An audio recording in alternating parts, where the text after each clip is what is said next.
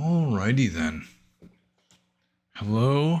I'm just checking. I'm doing like the equipment check after I've already started recording here. Okay, yeah, it looks like it's all working. Hello and welcome to episode number 162 of Question and Answer. I am your host, Panyabasa, and this is my beverage, which is good old Southern style sweet tea. There was a guy in the news just recently from South Carolina who was actually hospitalized for drinking unsweetened tea. There are a few, if any, beverages that are better for hot weather than sweet tea for some reason. I don't know why that is. So anyways, as you may deduce from the fact that my fish tank is already in moonlight mode, this is going to be a late one for me. It's probably going to be after midnight by the time I'm done, which is kind of too bad because due to it being in midnight mode, you don't get to see my new fish, Attila the Third. The first two Attilas have passed on. And he's actually a wild type male dwarf gourami that I've been trying to acquire for over a year. So let's just see how well he does. But that is for later. And I suppose I should just start answering questions here. And the first question is from Romeo. And Romeo says, every now and then you mention how, aside from mindfulness of your daily activities and chanting an occasional Om to yourself, you no longer meditate. Can you please explain the history, meaning, and benefits of reciting the Om chant? What is it about this particular sound that is so special and spiritually significant? Well, by golly, I'm really not familiar with the history of the syllable Om.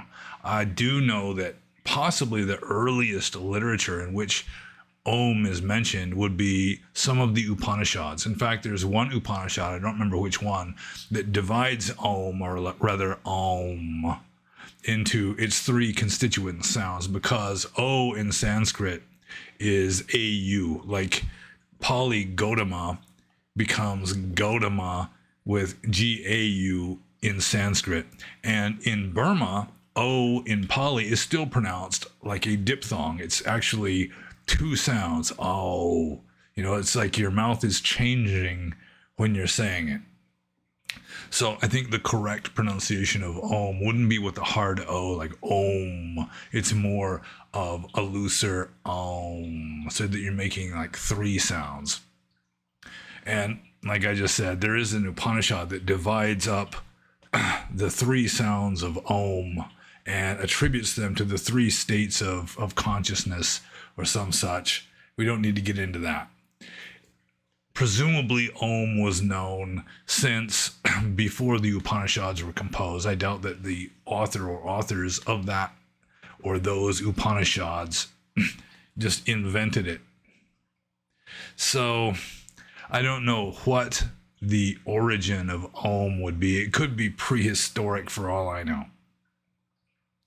So, can I please explain the history? Well, that's about the best history I know of, is that it got incorporated into Vedicism through the Upanishads, I'm pretty sure. I've never read the Brahmanas, so it might even be earlier than the Upanishads in Vedic literature. I'm pretty sure it's not found in the original Vedas. So, with regard to the meaning of Om, like I said before in a previous Q&A, I think that the original meaning of Om is just, it's like a sort of a symbolic reproduction of just sort of like the background hum of the universe, sort of like the pervasive presence of God throughout the entire universe. So that would be my best guess. Although, like I just mentioned, there's one Upanishad that divides Om into three different levels. It's like one is waking consciousness, one is dreaming consciousness, and one is like dreamless sleep. And then there's like different Upanishad that comes up with a fourth state of consciousness called the fourth that we don't need to get to. So the benefits of reciting the Om chant, or rather the Om mantra, is, it's just a convenient thing to direct your attention towards. Like J. Krishnamurti said that, it doesn't really matter what the mantra is. If you're meditating on a mantra, it can be Ram, it can be Om, it can be Coca-Cola. So there is some truth to that, although it can also be that certain syllables have a certain vibe to them, which then help you to kind of be more in harmony with that sort of vibe. And also, like Ram Dass said in one of his early books, that so many people have been meditating, like really advanced meditation masters have been like doing Om or Ram, so that if you get into a certain mental state, in a way, it's like you're kind of tuning in on this, like these millions of people that have all done this same chant, or the same mantra, I should say. So Ram Dass, in one of his early books, was talking about how he was given a certain mantra by one of his teachers, and he got to this state where it was like the entire Mormon Tabernacle choir was like reciting the mantra along with him. And so he asked his teacher, and he says, well, you just kind of tuned in to, all the other meditation masters, mainly, I guess, that were doing this same mantra, and you've just sort of kind of gotten into that wavelength or frequency or whatever. But it is a convenient way of meditating. For some people, it can work better than meditation on your breath, partly because it takes a certain amount of conscious effort to Om. It's like breathing. You're doing that even when you're in a dreamless sleep. It's just sort of a physiological thing that happens automatically. So your mind can completely drift away from the breathing when you're meditating. Whereas Om, because you're having to deliberately Om, it helps to keep your mind on the object of meditation, makes it a little more difficult to wander away. And of course, you can do Om when you're doing anything like driving a forklift, for example. I Om while driving a forklift sometimes, or just standing in a line. People don't stand in lines nearly as much as they used to because of, like, you don't have to stand in line at the bank anymore because it's all done online, for example. Or you don't have to stand in line at fast food places so much because people just have DoorDash have it delivered to them, or they just go through the drive-through window or whatever.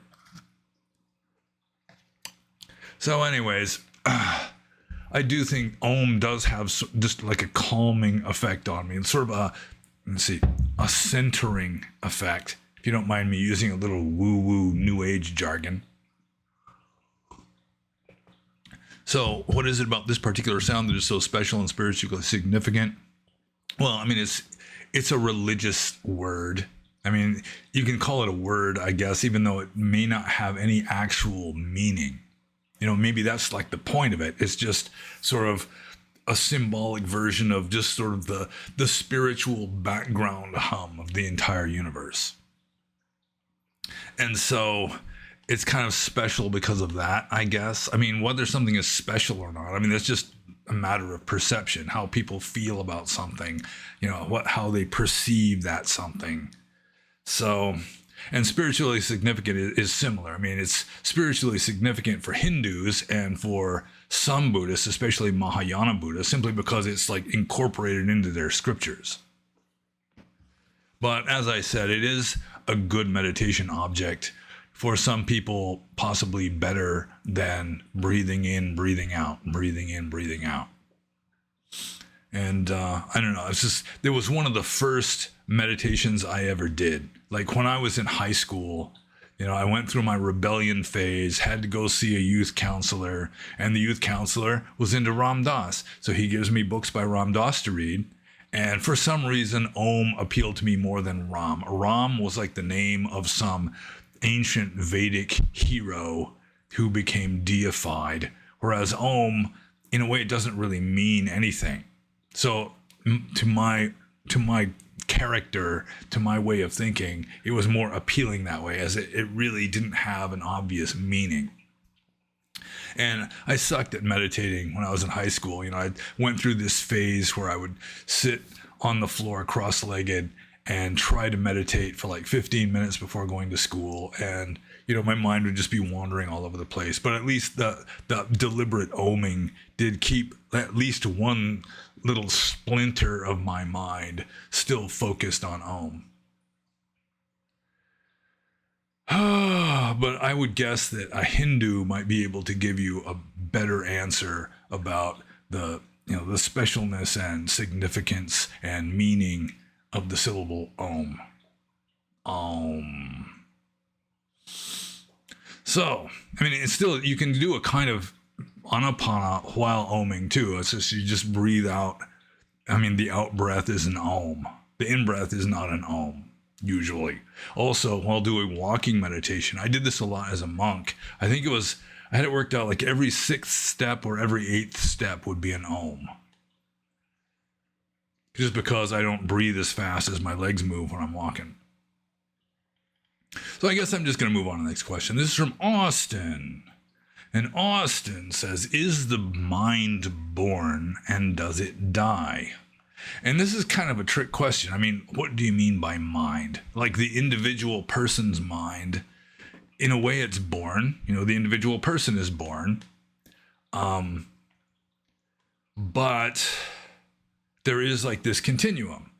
Like, it's like rebirth linking consciousness is the first mind moment of this particular life, but it's just one moment after the last waking moment of your previous life. So there's like a continuum also. And so the unenlightened mind in a way is born, but it's born over and over and over again.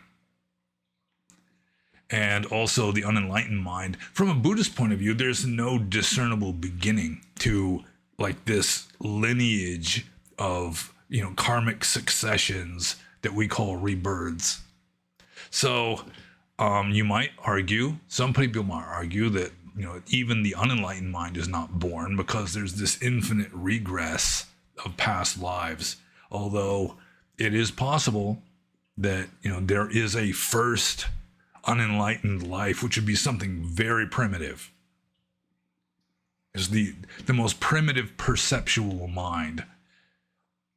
But, we don't really have to get into that. And the unenlightened mind would, going with orthodox Theravada Buddhism, it would die when the enlightened being dies. And then the enlightened being, because they're enlightened, they don't take rebirth. And so that would be the cutoff point for the unenlightened mind. With regard to just mind with a capital M, sort of like Vedanta is claiming, that God is infinite consciousness. And there were, like I keep saying, there are two obscure fragments of some older tradition found in Theravada texts, one in the Digha Nikaya, one in the Majjhima Nikaya, that does imply pretty obviously that nirvana as a metaphysical state, not just an ethical state of being enlightened, but a metaphysical state of like ultimate reality, is infinite formless consciousness. And assuming for the sake of argument that that kind of infinite formless consciousness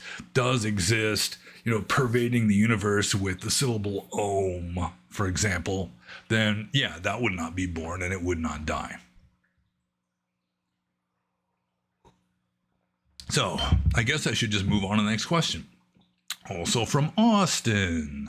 And Austin says, is it adharmic, or the opposite of dharmic, adharmic? Is it adharmic to advocate for the death penalty for Charlie Kirk's killer?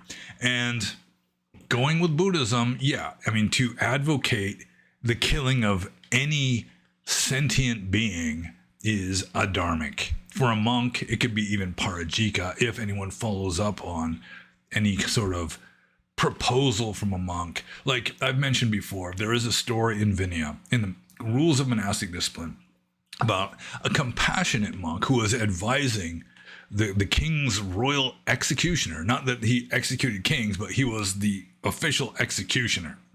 in the capital city of the kingdom. That this compassionate monk was advising him, keep your axe sharp and try to finish off your victims, the criminals that are to be executed, with one chop. Just do it quick and as painlessly as you can. And that monk, I think he might have been the OG, so it might be that he wasn't part of Jika, but I mean, I don't remember the exact details of what happened to that monk who advised him, but it was denounced, it was declared to be improper by the Buddha himself. And it may be that he was actually excommunicated for giving that advice, and the executioner followed up on his advice, because that made this monk kind of an accessory to murder. So, yeah, I mean, it's still the killing of a sentient being. From a Buddhist point of view, the killing of sentient beings is wrong. So that would include war, it would include the death penalty, it would include abortion, because according to Theravada Buddhism, life begins at conception. I mean, it would apply to even, slapping mosquitoes. So, yeah, from a purely dharmic point of view, yeah, advocating for the death penalty is advocating for killing sentient beings, which is a no-no in Buddhism as a general rule. But from a political point of view, I mean, you can have completely different arguments that are just as, I mean, they'd be even more valid, perhaps, from a purely political point of view. Like war, for example. I mean, if you have a nation of saints, like enlightened beings, who are just going to let themselves be killed, rather than hurt the other, like the invading barbarians or whatever. Well, I mean, saints can afford that sort of thing. But in a nation of unenlightened beings, which all nations thus far have been, then as a general rule, you fight to defend your families, to defend yourself, to defend your home, your homeland. And that's, from a political point of view, it makes perfect sense. And so, like, from a political point of view, the death penalty may make sense, but from a purely Buddhist, like saintly, uncompromisingly dharmic, renunciant sort of point of view, no. Even killing animals is out. Slapping a mosquito is out. Although even a monk is allowed to strike out in self-defense, quote unquote. But that would not involve just deliberate killing. I mean, it would be more like, what's his name? Kyle Rittenhouse. Just, you're not trying to kill so much as you're trying to eliminate the threat. Doing whatever is necessary to eliminate the threat. And if the person dies while you're defending yourself from them, and I mean, it's not your intention to like kill them, but it is your intention to eliminate the threat, then maybe you would not be culpable of murder from a purely Buddhist point of view. Although a judge and a jury may have different ideas. So I'm just going to move on to the next question, which is from Cleefy. And Cleefy says, in your sitting practice, did you have a feeling of being an imposter? The same feeling artists and writers have sometimes. And apparently not, because I don't fully understand the question, being an imposter. I mean, sometimes I've had this feeling ever since I was a kid, just being struck by just the absolute miraculous, bizarre strangeness of, being in this meat puppet and dealing with all this variegated stuff. Every once in a while I'll just be hit by it. Ever since I was a kid, just every once in a while, just boom, this is just so weird that this even exists. It's happened to me a few times at work, driving a forklift. Just boom, it's like, I mean, how is it even possible, really, other than the imaginary statues and the uncarved block of marble and all that. So, yeah, I don't think I really had a feeling of being an imposter, other than maybe having a feeling of, my conception of self being illusory. And I just noticed my collar is sort of asymmetrical. I hope I hope it's not bothering any people with obsessive compulsive disorder out there. Any autists that just can't bear to look at my collar that's kind of sticking out more on one side than on the other. Just close your eyes and just listen to the soothing tones, the soothing resonant tones of my voice. Or just go to the podcast. A supporter actually did go to the trouble of having my Q&A videos and some other videos also converted automatically over into podcasts. So I guess there's a way of downloading those now. Then you can listen to the podcast without having to watch the video and being disturbed by my collar or my braided beard or any such thing. So I guess I better just move on to the next question. This is from Stellar Supreme, formerly and occasionally still known as Liberlam. And Stellar Supreme, etc., says, if I have at least a bit of acne at any given morning, does that give a consistent justification to use a handheld mirror to check sores as a monk? And he's referring to this obscure rule of monastic discipline that most monks ignore, that says it is against Vinaya, it is a dukkha offense, an offense of wrongdoing, to look into a mirror, unless you are investigating a sore on your face or some such. So, I mean, if you're going to investigate your acne, let's say you want to squeeze a pimple or some such, and it sounds disgusting to talk about it, although probably everybody has done it. You know, it's sort of like taking a dump or some such. It's just one of those things that you're kind of embarrassed about, and it sounds gross and all that, but everybody does it. So, I mean, if you're going to look into the mirror to investigate some acne blemish, I mean, you can do that, sure. I mean, if you just kind of use that as a convenient excuse to gaze upon your own countenance, I guess would be the correct pronunciation, your visage, then yeah, I mean, you're just kind of like cheating. You know, you're just playing games. You know, you're trying to find loopholes. You know, like the Burmese saying, "We need that, chet that," which means if you're skillful at Vinaya, you can kill a chicken because you know all the loopholes so that you can get around things like Thai monks, like Ajahn Thanissaro's famous book on monastic discipline, where there's a rule that says you can only keep one set of robes. If you get an extra robe in addition to the allowable 3, then you have to get rid of it within 10 days. You have to get rid of one of the 4 robes you've got. Otherwise, you're committing a Nisaggiya Paccitiya offense. But if you just call it accessory cloth, then you can keep as many robes as you like. I mean, you're calling them robes still. You're wearing them as robes, but if you like officially designate it as accessory cloth, you can keep as many as you want. So that's sort of like cheating on the rules. Or I went to a Zen monastery once when I was kind of monastery shopping, and in the afternoon they had what was called the medicine meal. So they still knew that according to ancient Buddhist monastic discipline, monks were not allowed to eat in the afternoon, so they just call it medicine. You know, you can take medicine in the afternoon, you just can't eat food in the afternoon, so they don't call it food, they call it medicine. It's like that. Which, I mean, since I brought up we need that, chet that, it reminds me of one of my favorite Burmese sayings, which is Dodlin ne pazunte, which means when the sun shines in September, the shrimp die. Anyways, getting back here to the question. Yeah, I mean, there is an old guide to monastic discipline, one of the only ones in English before Ajahn Thanissaro came out with his, that was by the Thai Sangha Raja of like the early 20th century, Venerable Vajiranyana Varorasa. And he said that you can look into a mirror to shave.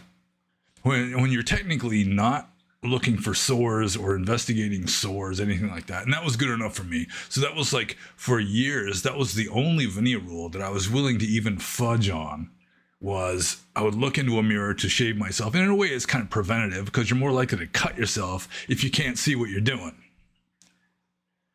So, I mean, it's kind of like the rule that says you can't build a fire to warm yourself unless you're sick.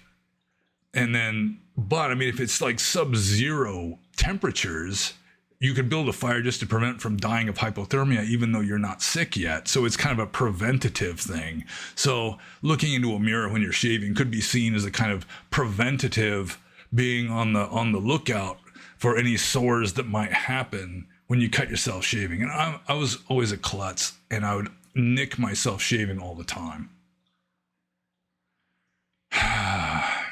So, yeah, I guess the main gist of the answer to this question is if you're looking to investigate a sore on your face, you can look into a mirror. But if you're just looking into a mirror to gaze upon your own facial features while thinking, well, yeah, you might find a sore, which is kind of cheating, kind of being dishonest with yourself, then yeah, that probably wouldn't be the best way of going about it. And I'm just going to move on to the next question. This is from Trzaska's, and it's also a monastic discipline question, kind of a personal one. Trzaska's says, did you ever broke sanghadisesa number 3, which is, with a Burmese pronunciation of Pali, Yo pana beku ote no viparinatena setena matugama dot tonla hi wasa hi obathea yatadam yua yuatem me tunupa thum hita heat thamgadithetho. And I mean, let's see, in English it would be, and whatever bhikkhu depraved with a perverted mind were to speak insinuatingly to a woman using crude language, if he were to speak using crude language to a woman, like a young man speaks to a young woman with connection to sexuality, that is a sanghadisesa offense, an offense requiring initial and subsequent meeting of the sangha. It's the second most, grave offense that a monk can commit is the sanghadisesa offense. There are 13 of them. This is number 3. For a monk to essentially use sexual language to a woman, not just objectively answering a question, is it immoral to masturbate, something like that. You can, if someone asks that in good faith, a female asks that in good faith, a monk could answer in good faith. But if he's just bringing it up on his own because he wants to talk, sexy to a woman, then that would be against the rules. And in answer to the questions, I have broken that rule before. So I won't go into details, even if people ask me to go into details. Not your business. But I have broken that rule before. I've broken others too. So anyways, Trzaska's is the second question. Is living for 5 years under your... Oh, this is another monastic discipline question. This is kind of nice. Is living for 5 years under your preceptor or other senior monk in Vinaya?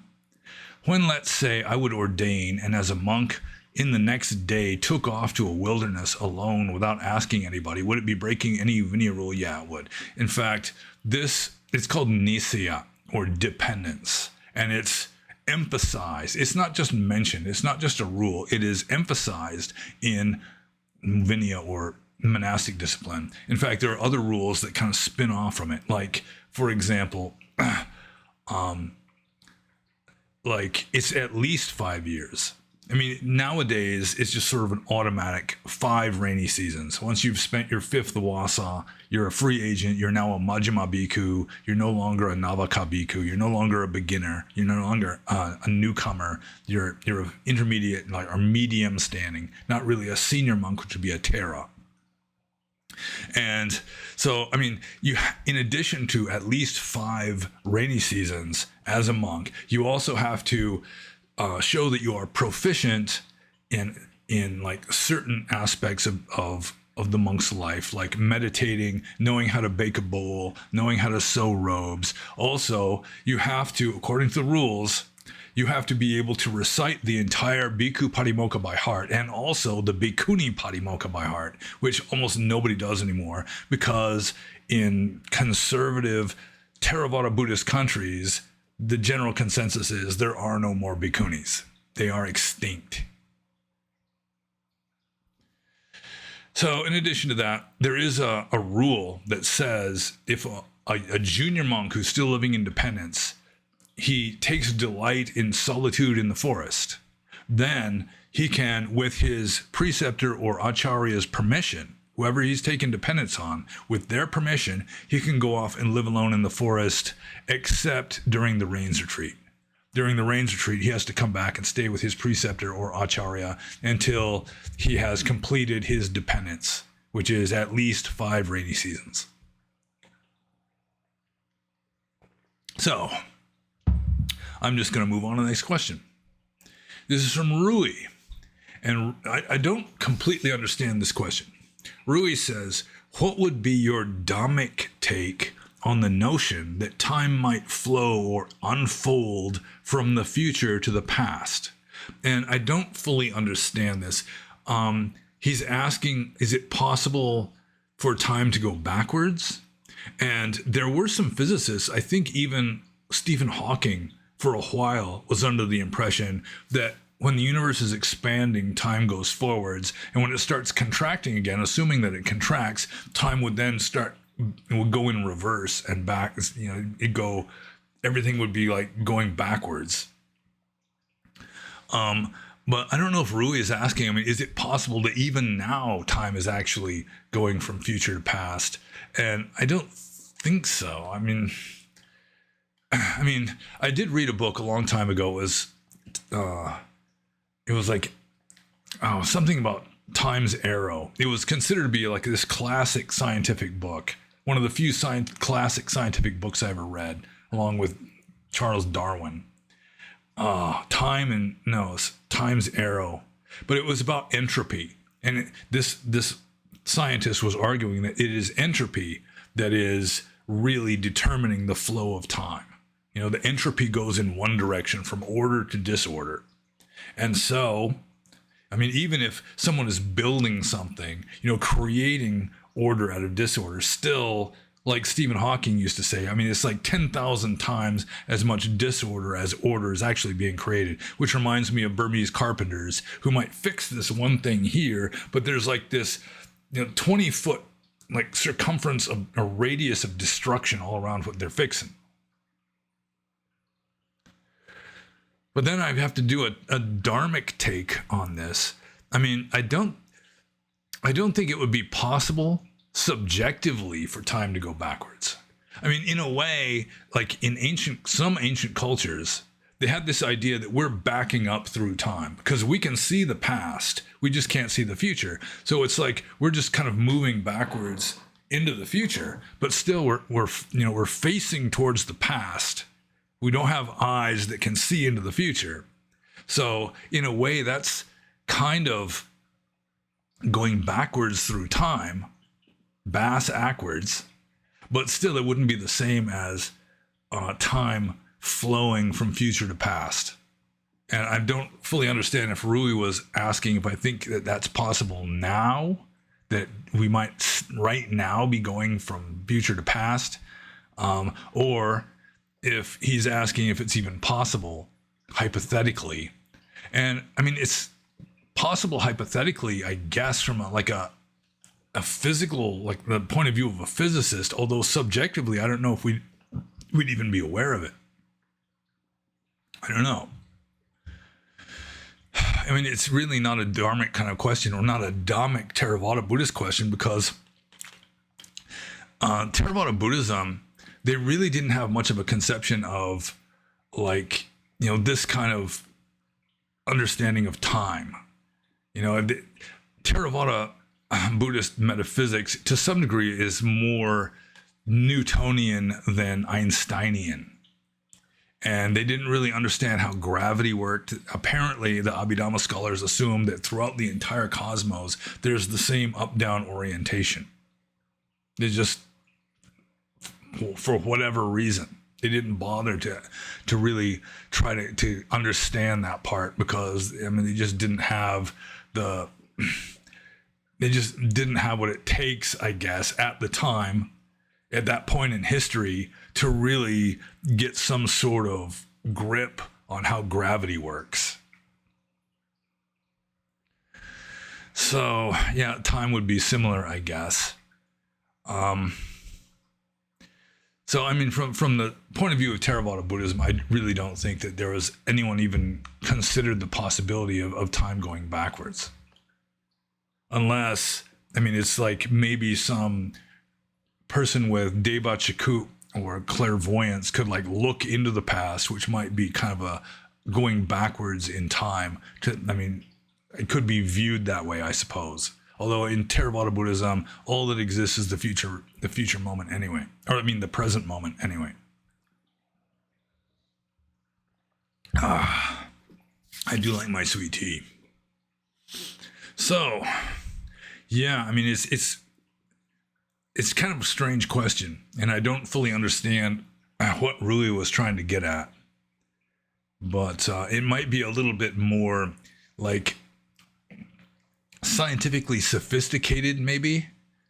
I mean, at least from the point of view of physics, for ancient Indian Buddhist philosophers to really wrangle with, or like from just a subjective point of view, it would be hard to imagine what it would be like subjectively, just starting at like you're dying of old age or whatever, and then just going backwards until you're being conceived in the back of a car somewhere.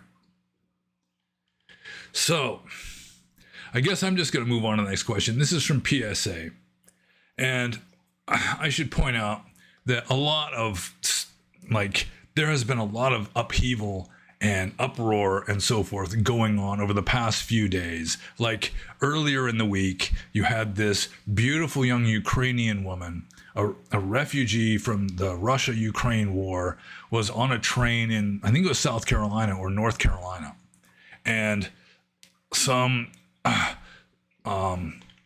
like a schizophrenic black guy who had already been arrested 14 times, and just the last time he was just let loose, it was maybe not even with any bail.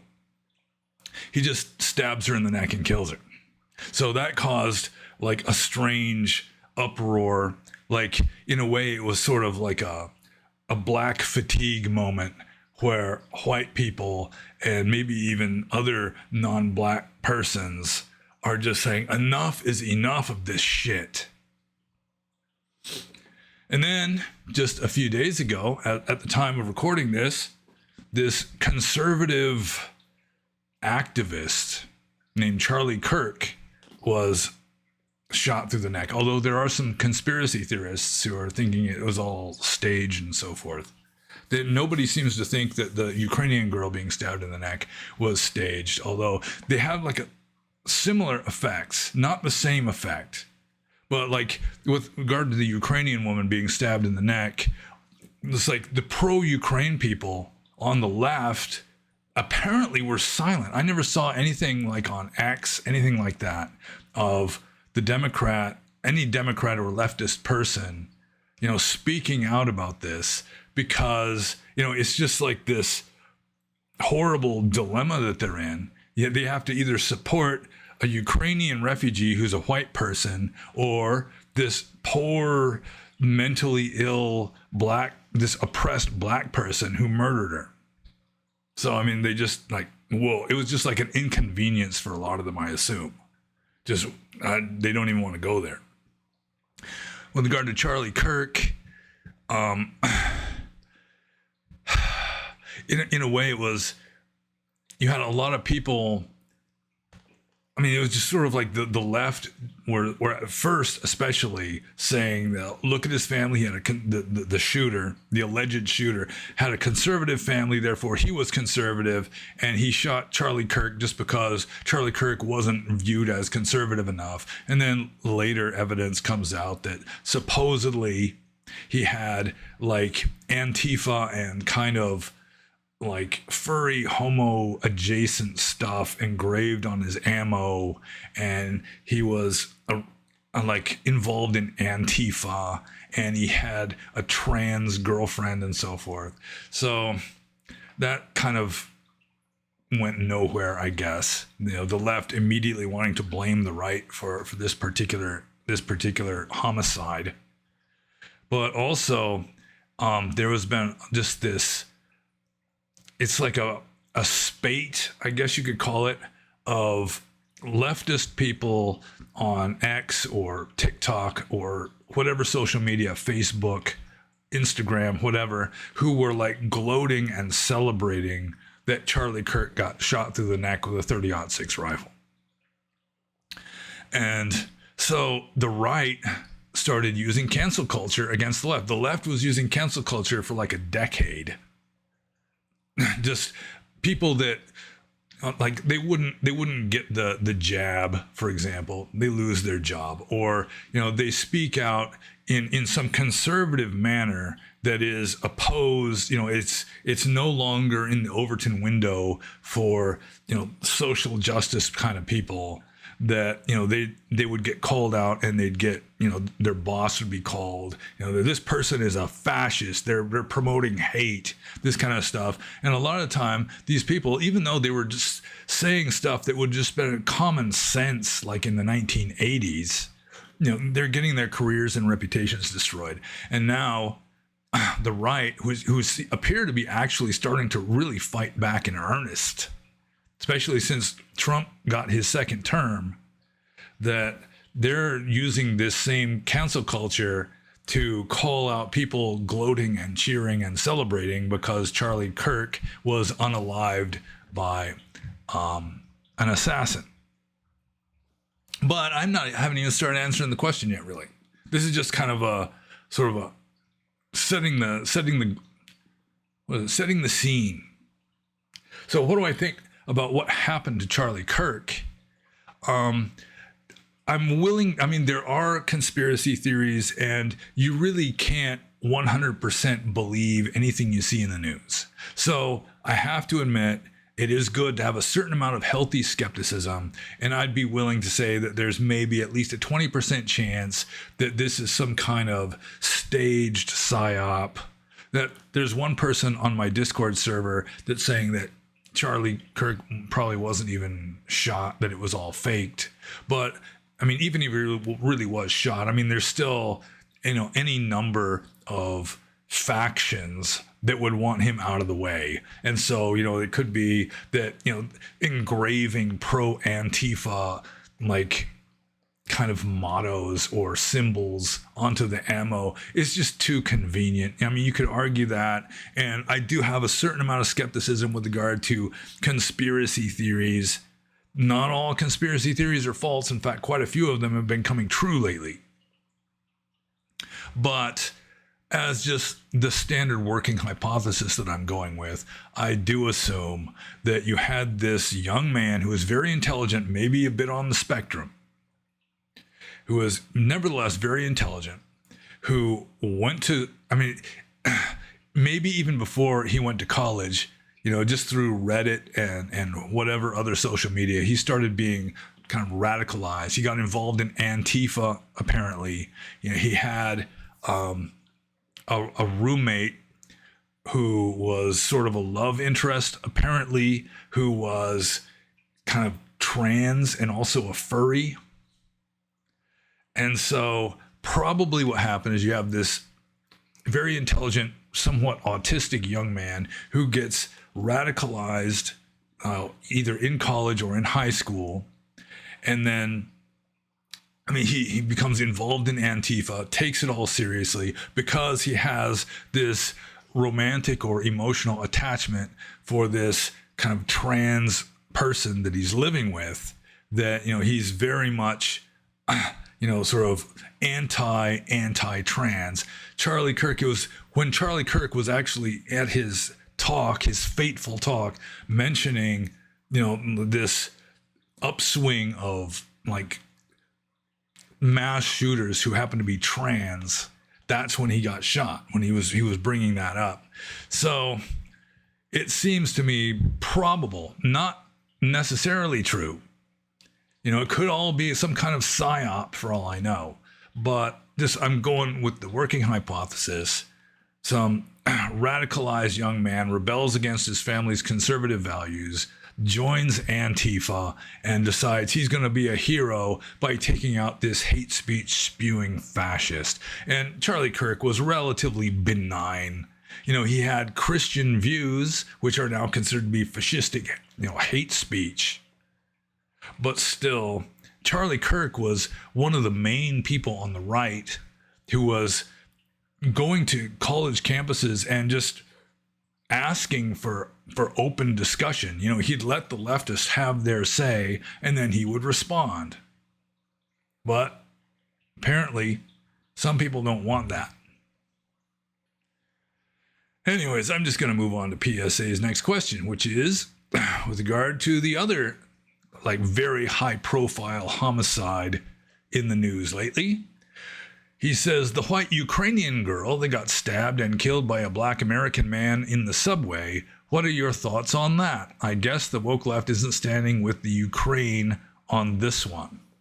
Yeah, I pretty much already kind of covered that.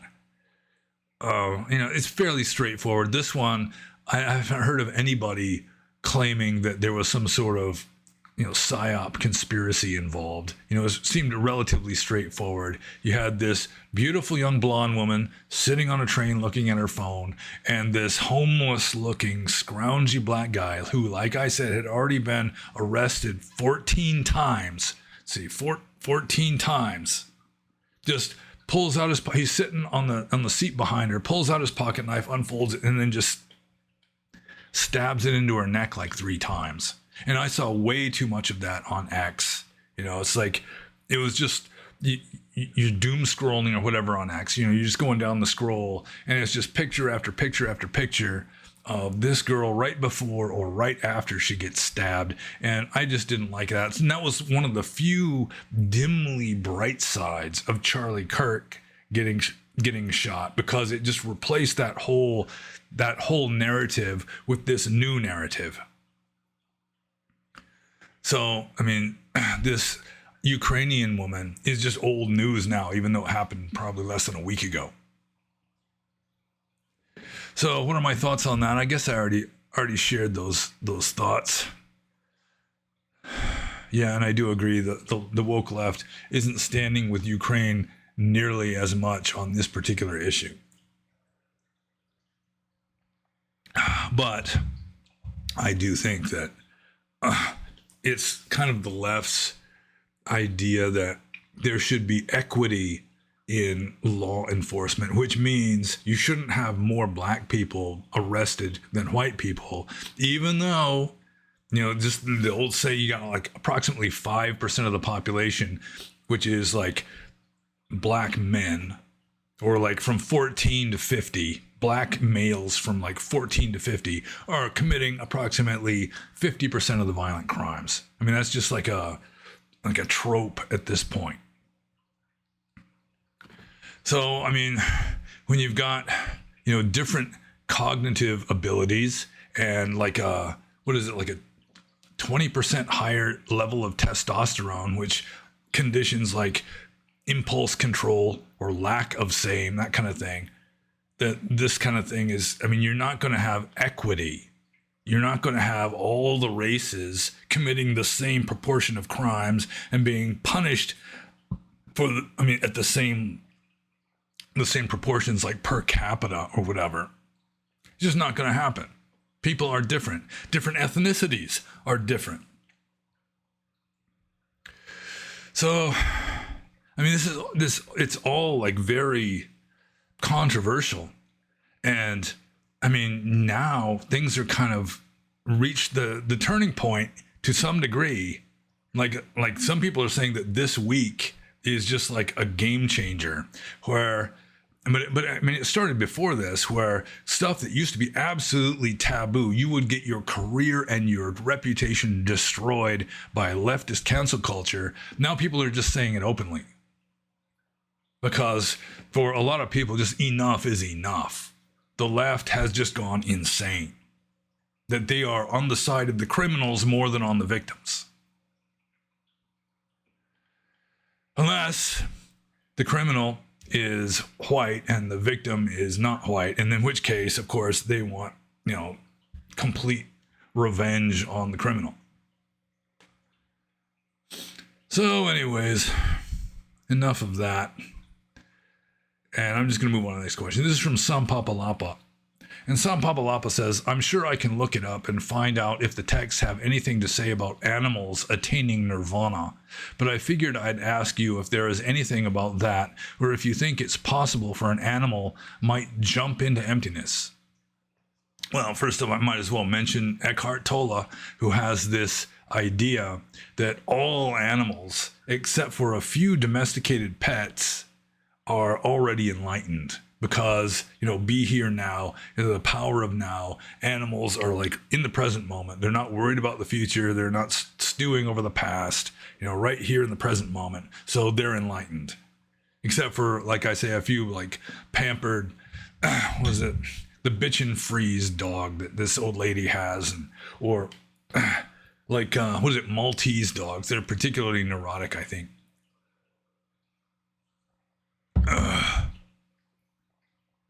But I think I just confused myself by saying bitch and freeze.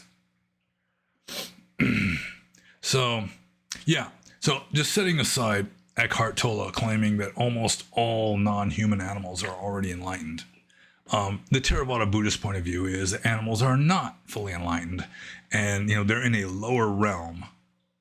And in a way, it's kind of like ancient anthropocentrism, where they've got humans in one group, and then they've got like apes and dolphins and mosquitoes all like in their own group. It's like a human is much closer to a chimpanzee than a chimpanzee is to a mosquito, like cognitively as well as physically and genetically. But just going with ancient pre-modern anthropocentrism, just animals are just their own group, and we are not in that group. We are people. We are humans.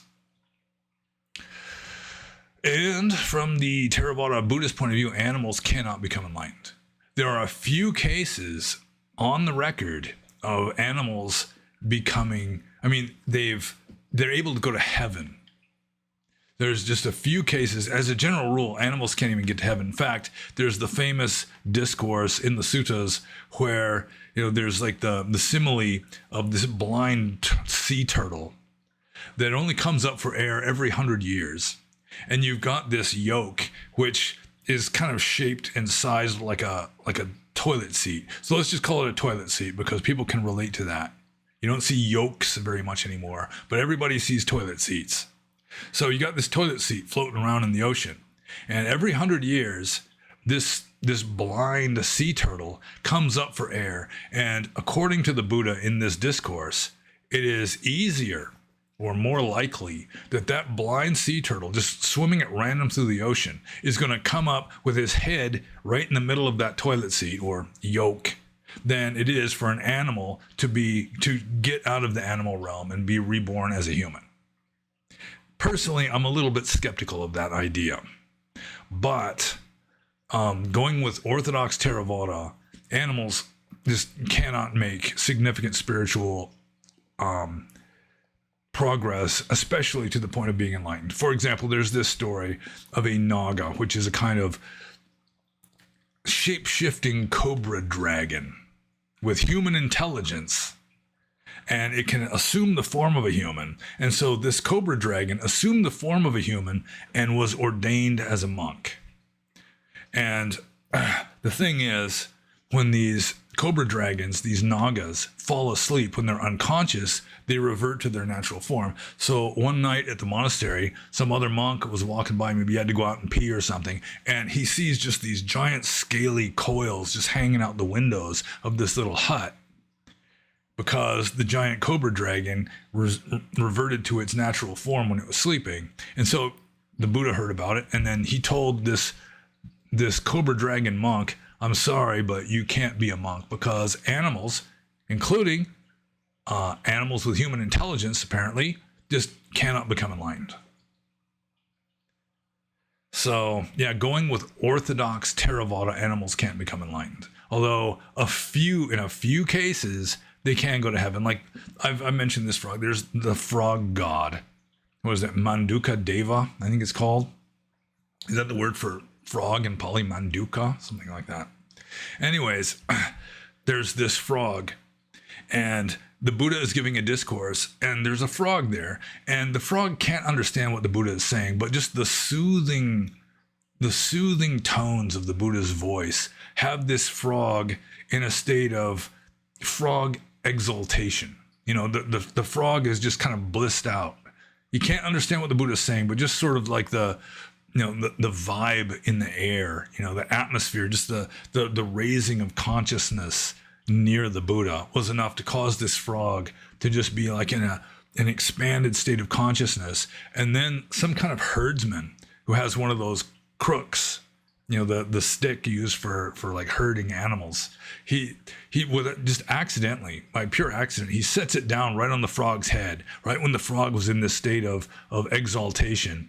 And because the frog was in such a state, it got reborn, I think it was in Tawatimsa heaven, and became a kind of deva up there. So that's kind of a long-winded way of answering this question. But then again, it's saying, let's see, I figured I'd ask you if there is anything about that, yeah? Or if you think it's possible that an animal might jump into emptiness. I think it's theoretically possible. I think just about anything is possible. You know, just to say, you know, always or never, you got to be careful with that sort of thing. What's his name? The Indian sage. Ramana Maharshi.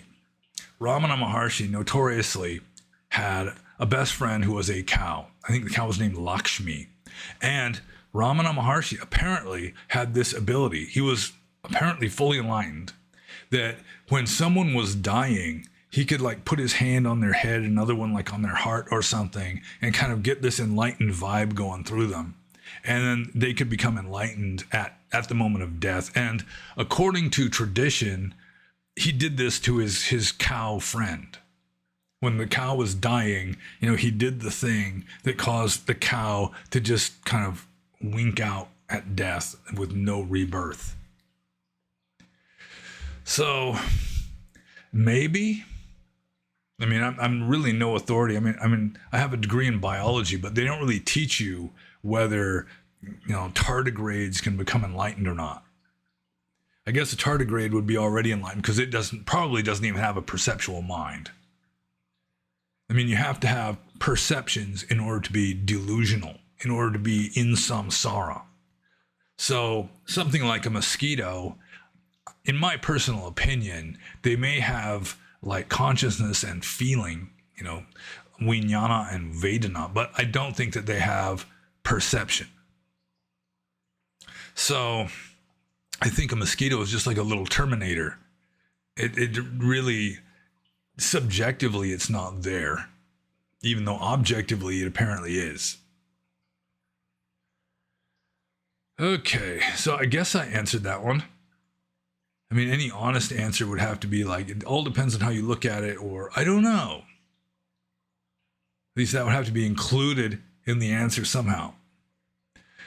But I'm just going to move on to the next question. This is from the Proto-Pseudo-Monk, and I'm checking to make sure we actually are recording. It says 58 minutes, so that's a good sign. The little green bars are going back and forth when I talk, which is also a good sign. And the Proto-Pseudo-Monk says, soon I will be doing my very first intensive meditation course, 21 days on Mahasi. What do you think of the 28 Mahasi touching points for noting? And would it make sense to spend your entire life meditating on these from an orthodox Buddhist perspective? That is, what would the Buddha say? And what do you think of the 16 stages of insight and knowledges and their correspondence or relationship to enlightenment in general, or the 4 stages of enlightenment in particular? Okay, this is actually 3 questions, I suppose, so I should separate these. Okay. So the first question, after I say sadhu, sadhu, sadhu, to the Proto-Pseudo-Monk, who's going to be doing his first intensive meditation course, what do I think of the 28 Mahasi touching points for noting? Well, I mean, I have practiced the Mahasi method. I've spent time at Mahasi meditation centers. The Mahasi method is probably the best known meditation method in Burma. And I've never heard of this. I've never heard of the 28 touching points for noting. It sounds more like the Goenka method, where you're like scanning through, various parts of your body. And, as soon as you experience some kind of sensation in this, this sector or zone of your body, then you move on to the next. I mean, it sounds more like Goenka than Mahasi. 28 Mahasi touching points. I've never heard of it. And I've spent time at Pandita Rama, spent time at Chanmye Yeta, spent time at Sanyat Thita, spent a lot of time there up in Monua in Burma, spent time at other Mahasi methods. I went to a meditation retreat in San Jose led by one of the disciples of U Pandita, just orthodox Mahasi method, nothing on 28 touching points. So it could be that you've got an eclectic teacher who is coming up with, some variation on the Mahasi method that I've just never heard of. So that would be what I think about the 28 Mahasi touching points, is that it's a very well-kept secret. Apparently it's a well-kept secret, even from most disciples or practitioners of the Mahasi method. As far as I know, unless it's referring to something obscure that I'm just not thinking of. But mostly in the Mahasi method, the main meditation technique is Pende Pande, which is a kind of anapana, except instead of focusing on the touch of air at the nose, you're focusing on the expansion and contraction of your abdomen as you breathe. Sort of like a diaphragm-based anapana rather than nostril-based. But I remember I was having difficulty with that at Pandita Rama. U Pandita himself told me just meditate on the sitting posture, which I didn't like at all, because the sitting posture really is not an ultimate reality. Like according to Abhidhamma, Vedana is an ultimate reality. The touch sensation is ultimately real from the point of view of Orthodox Theravada. Sitting posture is not one of the 28 ultimately real, like, physical aspects of samsara. But I guess there's 28. That just reminds me, according to Abhidhamma, there are 28 different kinds of physical matter, or rupa. But you couldn't meditate on all of them. And I've never heard of any teacher of the Mahasi method even attempting to get anybody to meditate on the 28 different kinds of rupa. The 4 elements, air, water, wind, and fire, maybe. But like the femininity trons, according to Abhidhamma, maleness and femaleness are ultimately real and distinct. Or nose sensitivity. You could focus on that, the 4 elements, that sort of thing. But yeah, I've never heard of it. So I guess I shouldn't say very much more about it. And I'm just going to move on to the Proto-Pseudo-Monk's next question, which is, and would it make sense to spend your entire life meditating on these from an Orthodox Buddhist perspective, i.e. what would the Buddha say? I don't think the Buddha, there's no mention in the suttas or in any of the literature of the Mahasi method or the Mahasi tradition that I've ever read, including like transcripts of Mahasi Sayadaw's own sermons, no mention of the 28 touching points for noting. So would it make sense to spend your entire life meditating on these? Well, if you're making significant progress, then even if the Buddha didn't teach it, still you can go ahead. The Buddha didn't teach Om either, as far as I know, but I've still done that and gotten some benefit from it. But from an Orthodox Buddhist perspective, I was a monk for 30 years, quite familiar with the Mahasi method, have practiced the Mahasi method, under various teachers in various centers, never heard of the 28, the 28 Mahasi touching points. But, if you're making significant progress from doing it, then it would make sense to do it until you stop making significant progress. And so I'm just going to move on to the third question here. And what do you think of the 16 stages of insight knowledges and their correspondence or relationship to enlightenment in general, or the 4 stages of enlightenment in particular? Well, there is the, I didn't know it was 16. I mean, I never had much interest in it, but I'm not aware of it being 16 stages of insight knowledge. I thought it was like 10. I thought it was like the 10 insight knowledges that you are supposed to experience in sequence. The Mahasi method is heavily based on that. It's like when you're giving at a meditation interview with Venerable U Pandita, who has passed on to whatever he has passed on to, that mostly, you're just telling your experiences while you meditate, and he might harumph every now and then, or he'll say, stop waving your arms around when you talk, or he'll say, stop generalizing, or he would say, please summarize. It's like most of what you're saying, he doesn't have any use for it. But if you say something about experiencing something on this, the 10 or however many insight knowledges, which in Burma is called Nyanzin, it's like knowledge list. That's what Nyanzin literally means, like knowledge sequence or knowledge list. Then he would like really harumph and maybe even write something down on like a little tablet that he had. And then in a way that would be giving subtle cues to the meditator. It's like, that's what I should be doing, or that's what I should be experiencing. But the Nyanzin, or the sequence of Vipassana insight knowledges, as far as I know, is nowhere in the suttas. This also, it's like a commentarial artifact, sort of like, there's a number of commentarial artifacts, like neighborhood concentration, upachara samadhi, that is considered to be absolutely necessary before you can attain jhana. You have to see the, what is it? The nimitta. You got to see some kind of image in your mind, which indicates you've reached this neighborhood concentration or access concentration. It's not mentioned in the suttas. How something that important, you can't experience jhana till you get to this stage. Why that isn't mentioned at all in the suttas, that's a good question.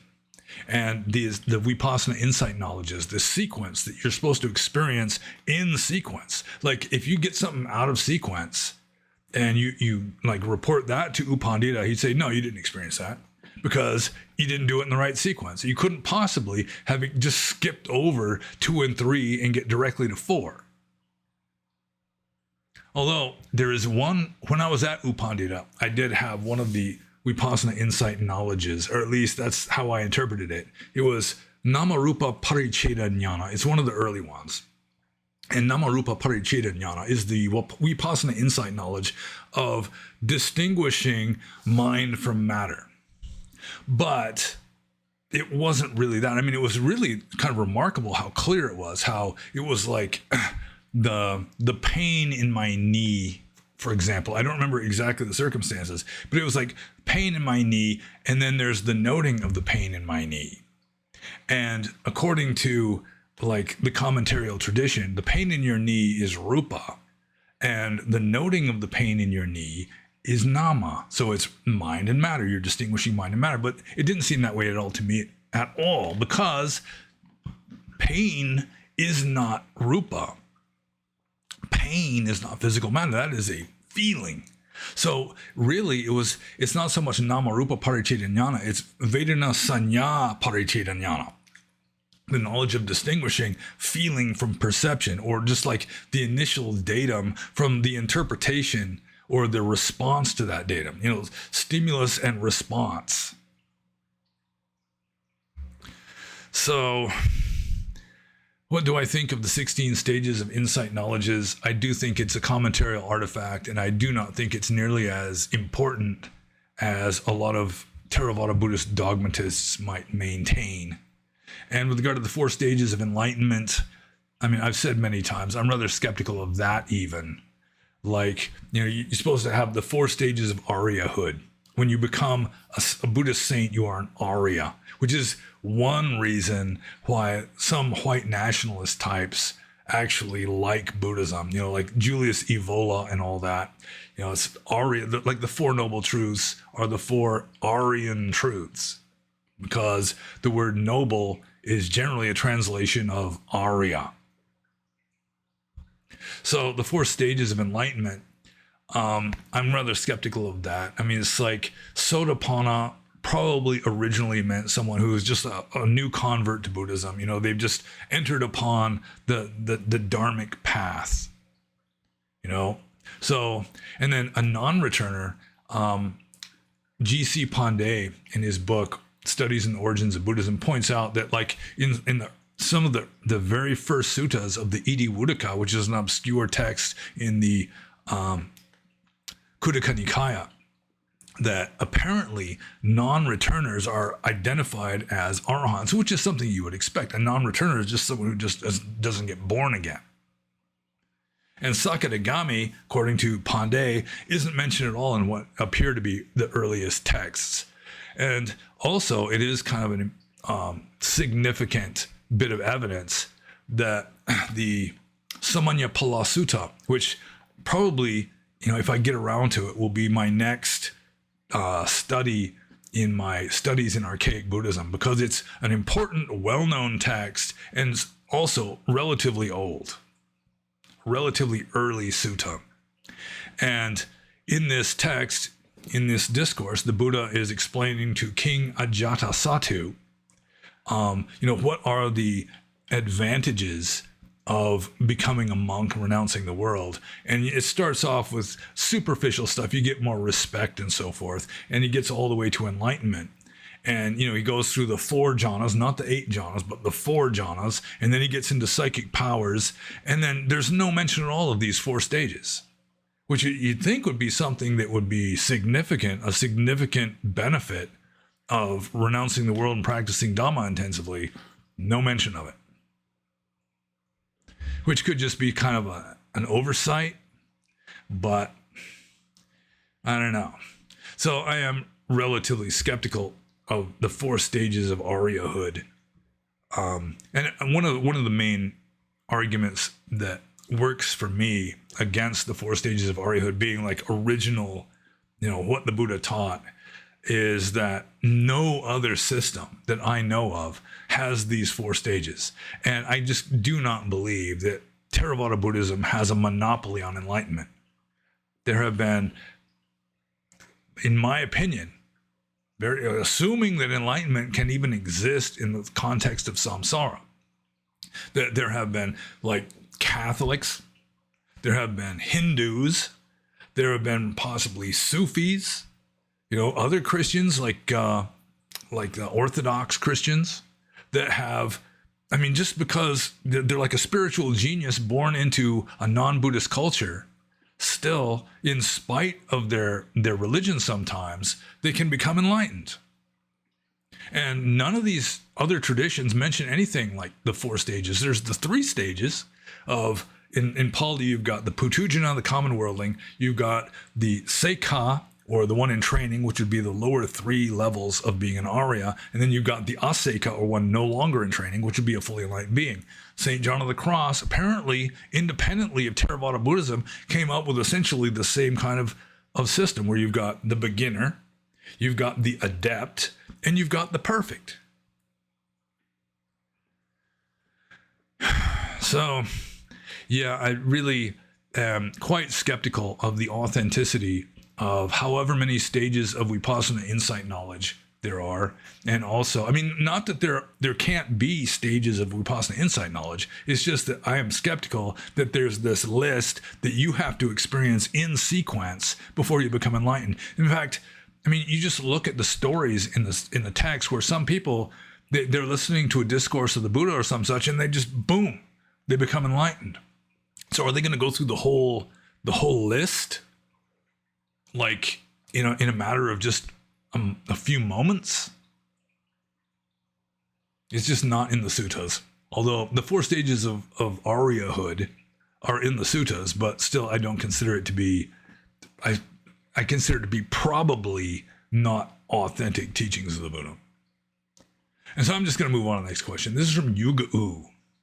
And Yuga-U, due to the high-profile homicides and uproar and chaos and so forth, recently has asked a similar question to one or two that have already been asked. He says, let's talk about the current situation in USA i.e. the first two amendments from the Buddhist standpoint. And how bad is the idea of going around saying whatever comes to your mind, offending people and ideas no matter what, then dying for said ideas, just so other people can defend that ideas to protect them amendments? Are they doing more harm than good? So apparently this was inspired by Charlie Kirk. I'm guessing. But the thing is, you have the First Amendment in America, which is mainly freedom of speech. It also includes freedom of religion and so forth. And I mean, you can't just say anything. For example, I mean, libel or slander are still illegal. I mean, you can't just accuse somebody of committing some crime, formally accuse them, lie under oath, that kind of thing. I mean, that's still illegal, even though there's freedom of speech. Or like the classic example, yelling fire in a crowded theater. You're not allowed to do that. So, I mean, freedom of speech isn't just complete carte blanche on saying anything you want to say. Let's see. But still, it's, in my opinion, it's a good idea. I mean, silencing dissent is one of the first things that a totalitarian government does.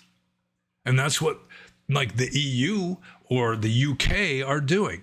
People are going to prison for tweets.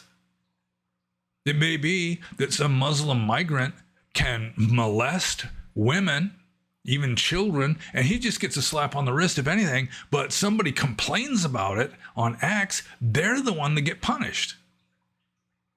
So, yeah, I mean, silencing dissent is really a dictatorial move.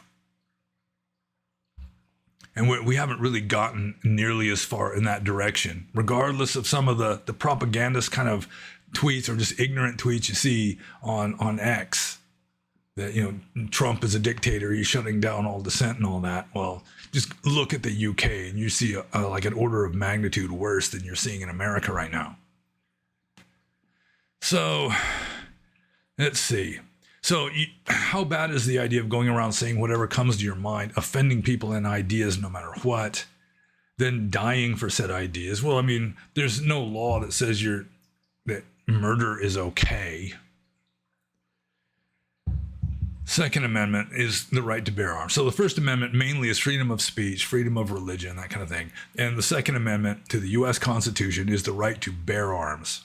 And both of them, from a political point of view, are a good idea, even though they may create chaos. They may cause some people to feel unsafe. I mean, if you're just going to say something, if it's going to be illegal, for example, to hurt somebody's feelings, then people are going to be pretending to have their feelings hurt. It's called cry bullying, just to get revenge on somebody. So, I mean, even though I'm a Buddhist, I'm still, from a political point of view, endorse the Second Amendment, that people should have the right to bear arms. And it causes, like Charlie Kirk is known to have said, that it may cause more people to get shot, but still, in the long term, in the overall view, the big view, it's still worth it.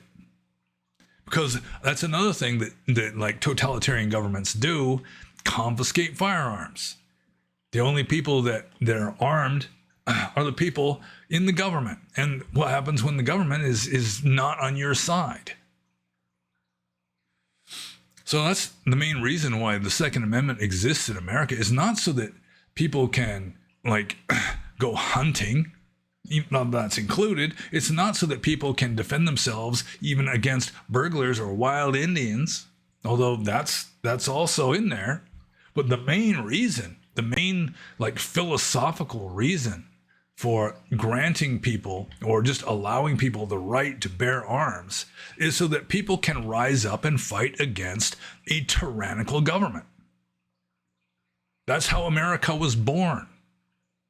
America was born from people rising up against what they perceived to be a tyrannical government. And most of the murders are happening in like gun-free zones, like especially mass shootings and so forth. Mass shooters tend to avoid places where the people they're shooting at might have guns too. They'll single out like schools and churches and so forth that are gun-free, supposedly. So let's see here. I might be straying from the actual question here. So I'm just going to bear with me. I'm going to read Yuga U's question again.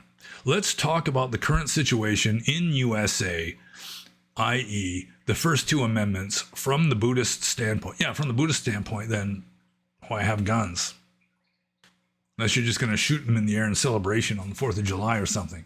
And how bad is the idea of going around saying whatever comes to your mind, offending people and ideas no matter what, then dying for said ideas just so other people can defend that ideas to protect them amendments?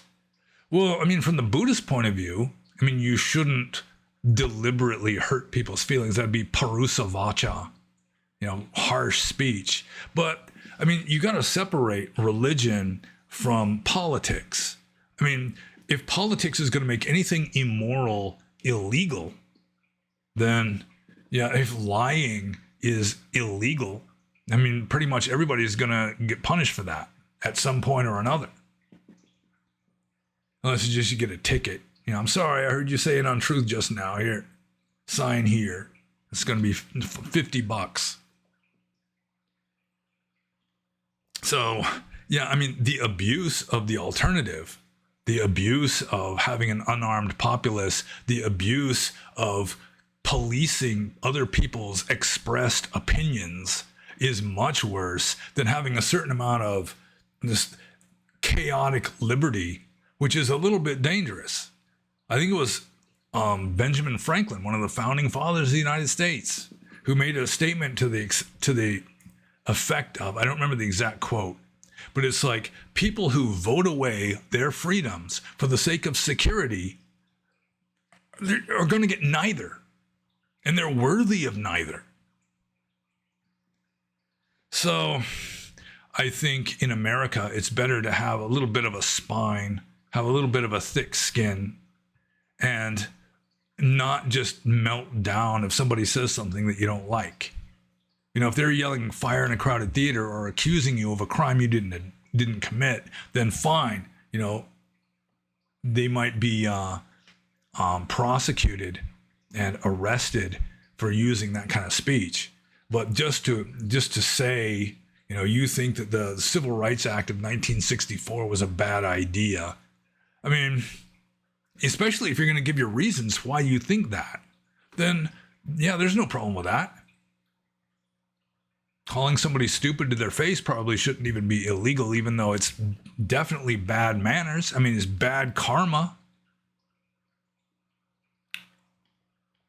So, yeah, I definitely am in favor of the First and Second Amendments. Maybe not from a purely Buddhist point of view, but I'm not a pure Buddhist. If I were a pure Buddhist, I'd renounce the world and be living alone in a cave, which I did for many years, but I'm not doing it now. I am now a responsible citizen participating in the civic process, and so I have more of a political approach to certain things. Let's see. So are the First and Second Amendments doing more harm than good? No. They're definitely doing more good than harm, in my opinion. And I'm just going to move on to the next question. This is from Siddhartha Lohachita, who asked a relatively easy question that I'll probably spend half an hour answering just because that is my way. Siddhartha Lohachita says, have you ever been in Europe? And like I mentioned before, the closest I have ever been to actually being in Europe was the summer of my 21st birthday. I was working on a Polish commercial trawler off the coast of Oregon, the Sagita. And so I was technically on European soil because when I got off the ship, I had to go through customs. So like legally, I was on Polish soil working on this Polish fishing vessel, the Sagita, which is Polish for Sagittarius, I think. So, yeah, that's the closest I've ever been to Europe. I've never even been to Mexico. Been to Canada lots of times. I've been to several Asian countries. But that's about it. So I'm just going to move on to Siddhartha Lohachita's next question. Buddhism is sometimes criticized for being too focused on individual liberation rather than community responsibilities. How do you see this balance between personal practice and communal duties? Well, I mean, the purpose of Buddhism has never been to stabilize society. At least the original purpose of Buddhism was not to stabilize society. The original purpose of Buddhism was to renounce society. Like even today, like in Burma, for example, arguably the most devoutly Buddhist country on earth, like marriages, monks don't participate in weddings. Marriage is just purely a secular thing. I mean, monks may come to funerals, but it's the purpose of Buddhism is liberation. Like the Buddha taught in the suttas, he teaches two things, dukkha and the cessation of dukkha. You know, suffering and how to stop suffering. That's all that he was really concerned with. So, I mean, it just depends. I mean, you could criticize like lots of things. You could criticize tennis, for example. It's a dumb example. Let's go with it. Tennis. Well, I mean, you can criticize tennis for being too focused on hitting a ball back and forth instead of community responsibilities. Well, something like Hinduism, for example, it's much more socially oriented. You know, there's the renunciation aspect, but still it's like you're supposed to go through the ashrama dhammas, you know, ashrama dharmas, I should say. You know, you're the celibate student and then you get married and you have kids. And there's, you know, these protocols or traditions about, you know, how to be a good householder and so forth. A little bit of that in the Pali Suttas, but not much. And then after your kids are grown, you renounce the world and you move on to the more advanced stuff. And Buddhism just dispensed with that. I mean, the purpose of Buddhism is not to teach you how to be a good citizen. It's how to teach you how to renounce being a citizen, go off alone somewhere and become enlightened. Just get off the wheel. Like this community responsibility stuff is essentially pro-samsara. It's like, well, yeah, you should liberate yourself from samsara, but here's how to structure samsara and be in it and wallow in it. Most religions are like Christianity, for example. I mean, probably based on what I've read in the New Testament, I've read the entire New Testament, Jesus was teaching something kind of similar with regard to conduct that the Buddha was teaching. It's like, give all that you know, sell all that you have, give the money to the poor, and follow me. It's like renunciation. But you're not going to have a major, like a popular religion that doesn't deal with what people are supposed to, like lay people are supposed to do. Christianity really took the ball and ran with that. And Theravada Buddhism is still rather minimal. Like, for example, I mean, it's just right in the rules of monastic discipline. Any monk who participates in a wedding is guilty of a sanghadisesa offense, the second most grave category of monastic offense. Because that's just not what Buddhism is about. You shouldn't be encouraging people to wallow in samsara. So Buddhism may be criticized for being too focused on individual liberation, but the people who are criticizing it is people who are just not committed to personal liberation. They want to wallow in samsara. So Buddhism doesn't want us to wallow in samsara enough. It seems to be essentially the argument. So, I mean, if you want more, I mean, you can apply Buddhist ethics to lay life, but you should water down those Buddhist ethics, because if you're just going to let your kid be eaten alive by lice because you don't want to harm the poor little lice, then I mean, it's just not realistic. You're certainly a piss poor parent if you behave that way. So, yeah, I don't know. I'm not sure what to say about this, other than the fact that I've already said a whole bunch about it. I guess maybe I should just move on to the next question. Yeah, that's what I'll do. With all due respects to Siddhartha Lohachita, I think I'm just going to move on to the next question here.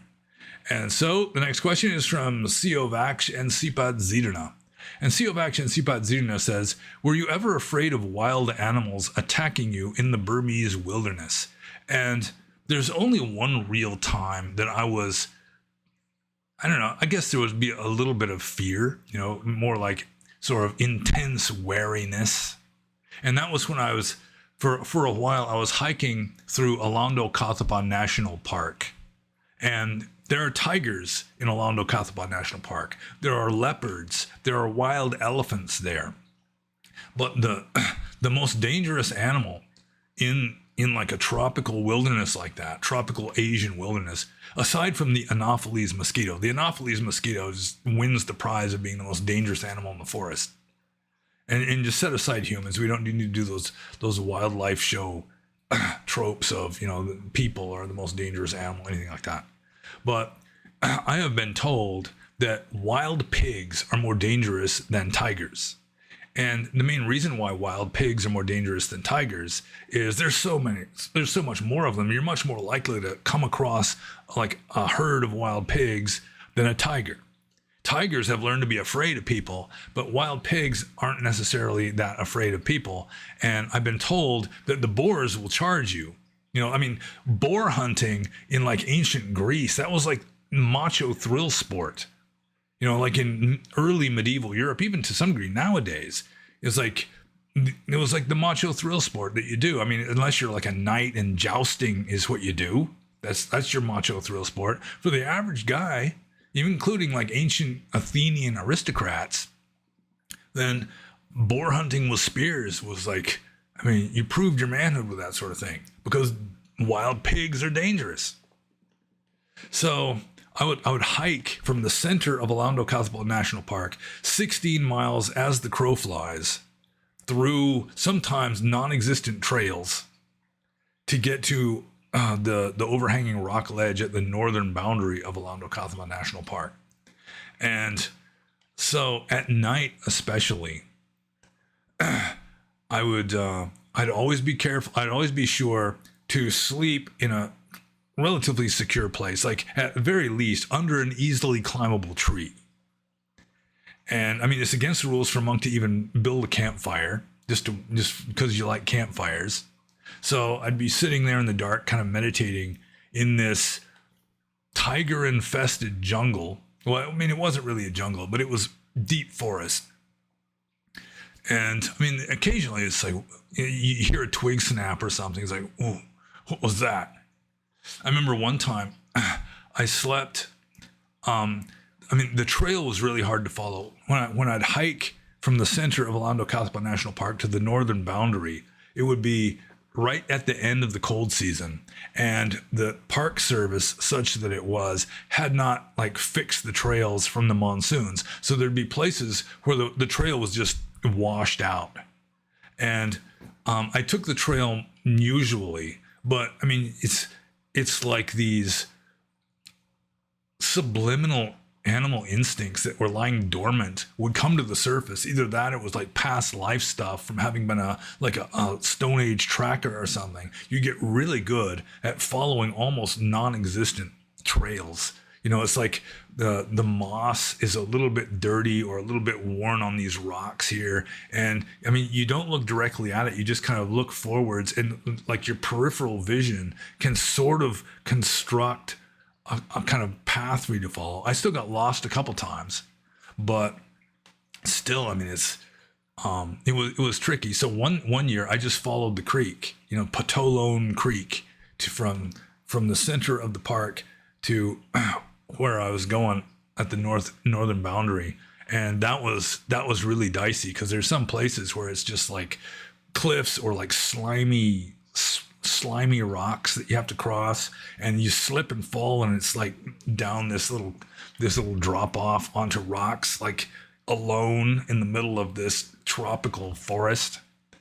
So one year I was going along the creek, I camped one night. Usually I'd spend one night on the trail, and I climbed up on these rocks, and I had a human skull with me, just because, it's like, who doesn't go hiking with a human skull? So I put the human skull sort of as a protector the most convenient way of climbing up, just in case like a bear or a leopard or something tried to get me when I was sleeping. But yeah, that was the one time I would feel insecure about wild animals was when I was hiking through Alondo Kazaba National Park, which, as I say, had tigers and leopards and wild elephants and wild boars and bears and all kinds of stuff. Although I never actually saw any of those dangerous animals. I did see a cat track that was the size of the palm of my hand. So that's a big cat track. I mean, it's probably either an adult leopard or maybe like a juvenile tiger that left that track. More likely a leopard, I guess, if their paws get as big as the palm of my hand. I have relatively large hands. Anyways, I'm just going to move on to Seal of Action Sipad Zirna's next question. He says, if you never become a monk, maybe got rejected, what do you think you would have done otherwise? Well, academically, I was kind of moving in the direction of, if I hadn't become a monk, I probably would have gone for my master's in like marine ecology. So I probably would have wound up being like, there's a good chance I'd be like an unemployed college professor, because I mean, I'd become a college professor and then the woke stuff would hit, around 2015, 2016, where professors can just lose their job, have their careers destroyed for misgendering a tranny. And as a biologist, I'm entitled to have my honest, objective opinion of who is male and who is female, for example. So, yeah, there's a good chance I'd be an unemployed college professor. Or, I could have started working for like NOAA. They've got like PhD scientist types working for like the National Marine Fisheries Service or something. So I could have possibly gone that route. But yeah, definitely the direction I was heading before I kind of opted out to become a monk instead was, just sort of an academic pursuit of studying marine ecology. So I'm just going to move on to the next question, especially benthic marine ecology. So I'm just going to move on to the next question. You said, this is still Seal of Action Sipad Zirna. You said you had attained a state where you felt like all your years of suffering the wilderness made it worth it. How many years of practice did it take to get there? And does it match any state mentioned in the texts? Well, I first discovered my more advanced meditation technique practically by accident when I was at Panditarama, in the Mahasi tradition. This was like the winter of 1997-98, if I remember correctly. And it was like, some of you who have been in meditation retreats know that your mind can just rebel against meditation. It's like trying to ride a bucking bronco, just trying to keep your mind on the primary object of meditation. So finally I just thought, okay, I'm just going to clear my mind, and whatever arises, I'll note it. So I cleared my mind and waited for something to arise, and waited for something to arise, and waited for something to arise. And it's just the fact that you were like expecting something to arise and you were going to catch it, that it in a way, it sort of inhibited anything from arising. So I wound up in this state of just like clarity and spaciousness. And then I started getting excited. I'd never experienced that sort of thing before. And I started getting excited, which then, of course, got me all agitated and derailed the meditation. But that was how I learned about it. It wasn't even from books, even though you can find it in the text. Like, essentially, that kind of meditation is like the story of Pointless Potila, where you've got this monk. It's kind of an anachronistic story. I think it's in the Dhammapada commentary, where Pointless Potila, or just Potila, there's this monk named Potila in the Buddhist time, who is a scholar. He's an authority on the Buddhist texts, even though there weren't no Buddhist texts really at the time. And so the Buddha kept calling him Tucha Potila, which means like pointless or, futile, in vain Potila. And just, here comes Pointless Potila. There goes Pointless Potila. Come here and have a seat, Pointless Potila. The Buddha's always talking this way. So Potila, he's not stupid. he's a great scholar. He realizes the Buddha's calling me this because I don't really practice all that much. I'm devoting too much of my energies to just studying the texts that really don't exist yet. So he decided he was going to go and find a meditation teacher. He was just going to go to some remote area and just practice meditation. So he wanders like hundreds of miles, according to the story, and gets to this remote meditation, or this monastery. And he just goes to the abbot and asks for meditation instruction. And the abbot kind of backs off, says, "Oh, you're an elder. I mean, you know the Buddha personally. You're a great scholar. Who am I to presume to teach you anything?" So then he declines. And then so Potila goes to the next senior monk he gets the same reaction. He just goes all the way down the roster till he gets to a 9-year-old novice who is an arahant. This novice became enlightened as soon as the razor touched his head the first time he got his head shaved. And then this novice teaches him essentially the kind of meditation that I had discovered on my own, which is, I mean, I've told this story many times before, that, you've got a termite mound, usually translated as anthill, but it's a termite mound, and it's got like 6 big holes. And there's a lizard that runs away from you. You're hunting this lizard. The lizard runs away, gets into this termite mound. And so the way you catch that lizard is, first of all, you block off 5 of the holes, and then you just watch that last hole where the lizard will have to come out if it's going to come out. And as soon as the lizard comes out, you grab it. And this is all a kind of metaphor for you're like, what's the word? Kind of suppressing the 5 senses so that the only sense you've got left that's still functioning is mind. It's like you're in a quiet place, you're meditating, eyes closed. It's just, you're not dealing with commotion or anything. You're just observing your own mind carefully. And then when a thought arises, you catch it or you note it. And in a way that it stifles thought, because apparently the same part of your brain going with physiology that notes is the same as the thinking mind. So you can't think and note yourself thinking at the same time. The noting causes the thought to evaporate. And just waiting for a thought to arise also kind of suppresses the likelihood that thoughts will arise for whatever reason.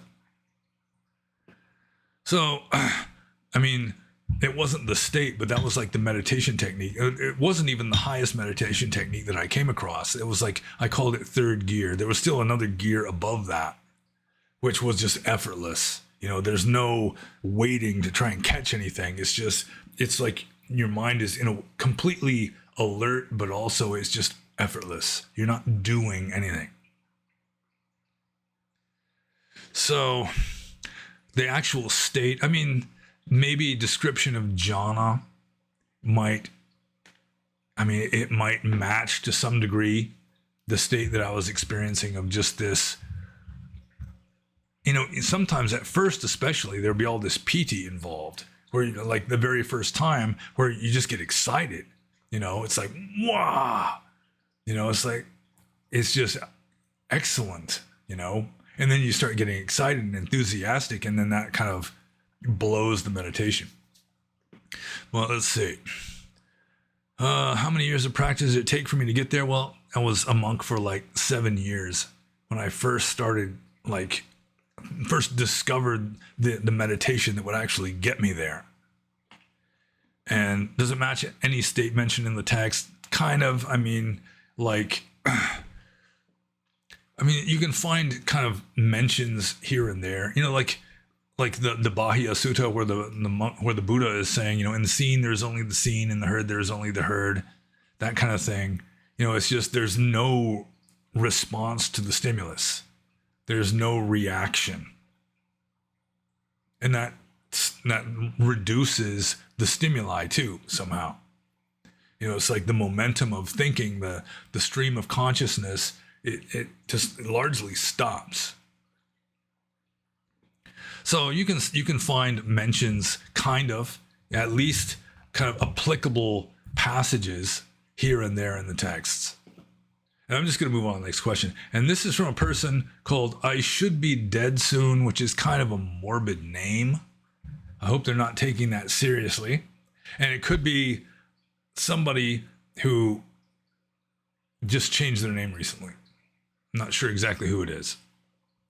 But I Should Be Dead Soon says, in the spirit of gross questions, I've heard hemorrhoids called the sitter's disease.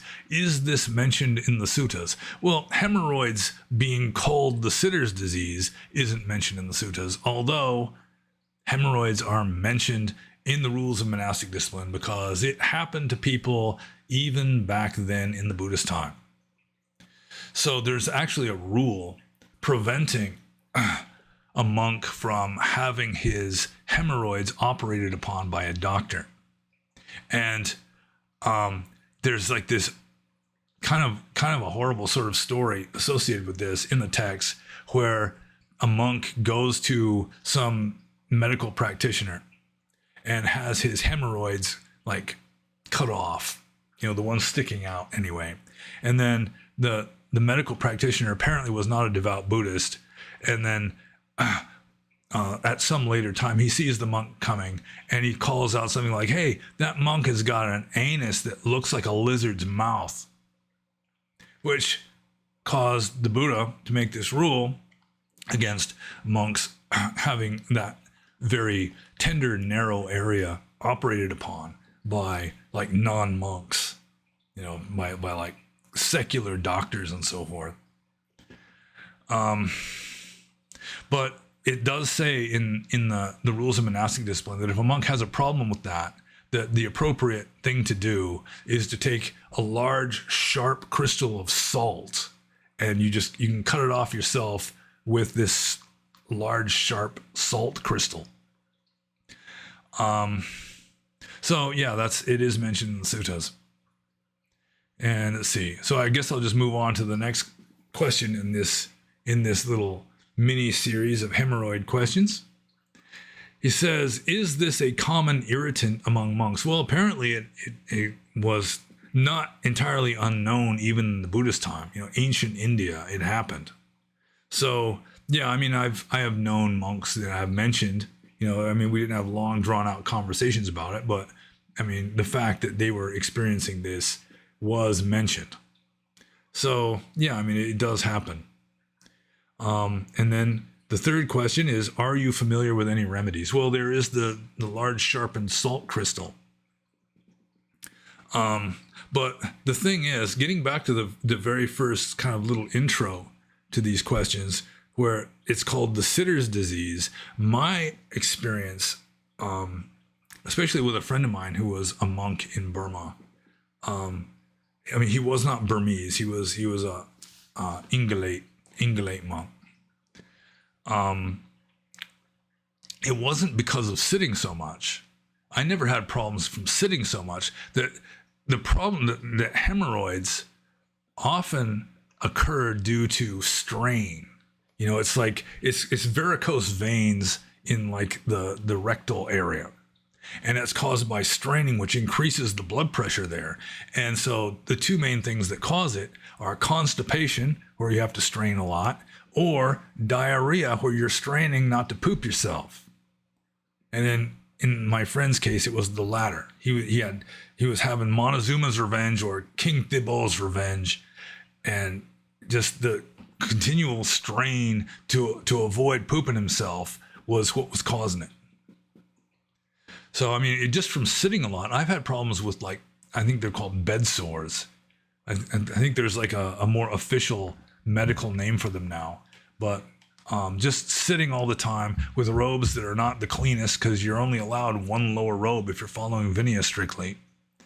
So, just you get like a pressure sore or something, and it's very difficult for them to go away. They stay, making them go away, you have to just do lots and lots of walking meditation. Because at the time, I was even doing the sitter's practice, the Dhutanga, where you sleep in a sitting position. So I was sitting pretty much all the time, and you just can't wash your lower robe every single day. So, there's bacteria and all this kind of stuff that are like exacerbating the problem. So the remedies, just not straining. In fact, there's a rule of monastic discipline that a monk is not supposed to strain unless he is more constipated than usual. So you can learn all kinds of fascinating things from the rules of monastic discipline. So, yeah, so that would, I mean, preventative medicine is the best. I mean, whatever Western medication that you can use, preparation H probably works. So, yeah, I mean, technically it's against the rules for a monk to have like an operation from a doctor on that.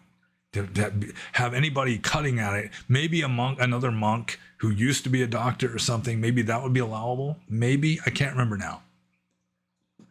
But you're able to cut it off yourself with a sharpened large salt crystal, which it would be, I guess it'd be like a, what's astringent that would, the salt, I suppose, would help to prevent excessive bleeding or something. But Western remedies, short of like amputation of the turtle head appendage, that's what hemorrhoids are called in Burmese, the turtle head disease, late gone yoga. So, yeah, plus just preventative medication of just try to avoid constipation and diarrhea, because those are mainly the things that cause it, at least according to my understanding. So I'm just going to move on to the next question. This is from Gnostic Rocker.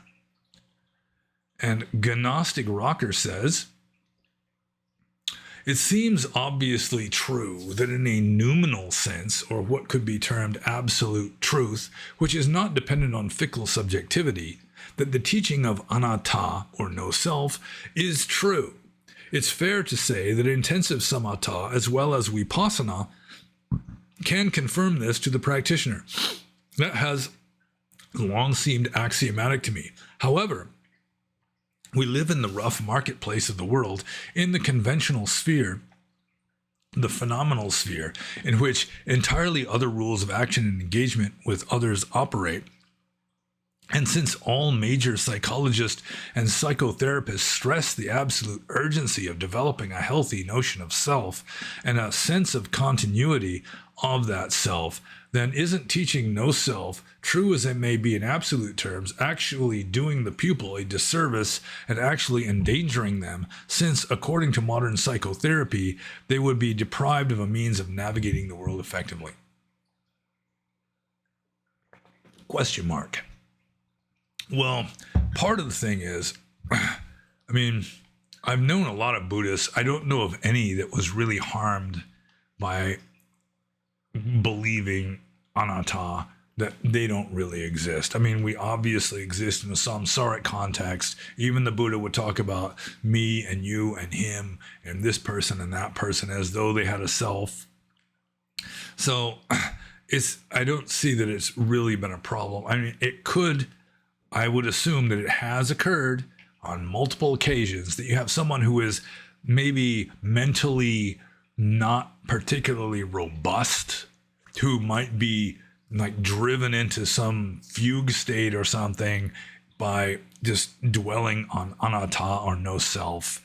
But the thing is, Buddhism was not really designed for the weak. Buddhism was not designed as some kind of stress relief technique for people that are messed up. Buddhism was designed for the strong. It was designed for like spiritual heroes, like the spiritual elite, like Evola stressed so much in his book on Buddhism, where it's like the people that are like the creme de la creme were the ones that were expected to become monks, especially in the Buddhist time. The heavy hitters, the spiritual heavy hitters. So for them, anatta was beneficial and helped them in their practice, I am sure. But if you've got somebody who's just like living a worldly life and they're just not very strong mentally, they feel unsafe if people say things that they disagree with, that kind of thing, then, I mean, there are quite a few of those in Dharma halls in the West, then, yeah, I mean, it could theoretically be harmful. but overall, it causes much more good than harm, in my opinion. And just because, let's see, where does it say? Modern psychotherapy. Let's see, where's the other part here? He's talking about, oh yeah, all major psychologists and psychotherapists stress the absolute urgency of developing a healthy notion of self. Well, first of all, they're worldly people. It may be that if you have a devoutly Buddhist psychologist or psychotherapist, they might have different ideas, but the worldly secular, especially like Freudians, yeah, of course they're going to be wallowing in it. And so it's, it's almost like Nietzsche, where it's just you try to master samsara, or like an occultist, where you're not trying to escape from samsara, you're just trying to master it. Let's see. So what exactly is the question? Oh, could it be actually doing the pupil a disservice? Some pupils might be harmed through like an unhealthy misunderstanding of no self. But I mean, you're going to have an ego just naturally by default. That's the default setting of a human in samsara, is you've got an ego and a sense of self. And so the way most Buddhists deal with the situation is when they're philosophizing, then they're thinking about no self. When they're not philosophizing, it's self. So, yeah, I think that the harm would come to a few people who are easily harmed, and for the most part, it does more good than harm. Kind of like I was talking about the First and Second Amendments earlier on.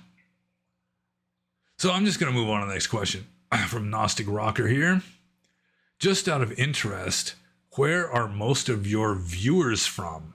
I assume your YouTube page gives you these stats. I'm curious as to whether most of your listeners are East Asian, Southeast Asian, continental Europeans, and Eastern Europeans, or British, or from the Americas or elsewhere. Well, the audience is kind of similar to the audience on my blog when I was writing my blog. I actually came up with an idea for blog post last night while in the shower, which might result in me actually adding a new blog post to my blog after years of just kind of letting it sit. But about half of my viewers on YouTube are from America. And then the other half is very just scattershot across the globe. I think probably the main countries after America would be Canada, Australia, and the UK. So it's mainly the Anglosphere, English-speaking countries, are like the main viewers of my YouTube videos, which is understandable, I guess. And the two main non-English-speaking countries that I get viewers from are Poland and Germany. Also, I get a few views from Russia also. So not really a whole lot of Asians. It's mostly Westerners watching my videos. But I mean, as I say, there's people from like Singapore and I don't know about Burma. There's some Burmese people who leave comments occasionally, that kind of thing. But they could be like expats in some other country where they have better internet access. I don't know. So I'm just going to move on to Gnostic Rocker's next question. And I learned something from this question myself. His question is, was the Theseus's paradox, the Ship of Theseus simile, comparable in its dialectical reasoning to the Milinda Panya's discourse in which Nagasena uses the chariot analogy to explain anatta? So I didn't know what the Ship of Theseus paradox was, so I looked it up, and so I got this explanation here, which I will quote. The Ship of Theseus, also known as Theseus's paradox, is a paradox and common thought experiment about whether an object is the same object after having all of its original components replaced over time, typically one after the other. In Greek mythology, Theseus, the mythical king of the city of Athens, rescued the children of Athens from King Minos after slaying the Minotaur and then escaped onto a ship going to Delos. Each year, the Athenians would commemorate this by taking the ship on a pilgrimage to Delos to honor Apollo. A question was raised by ancient philosophers. If no pieces of the original made up the current ship, was it still the Ship of Theseus?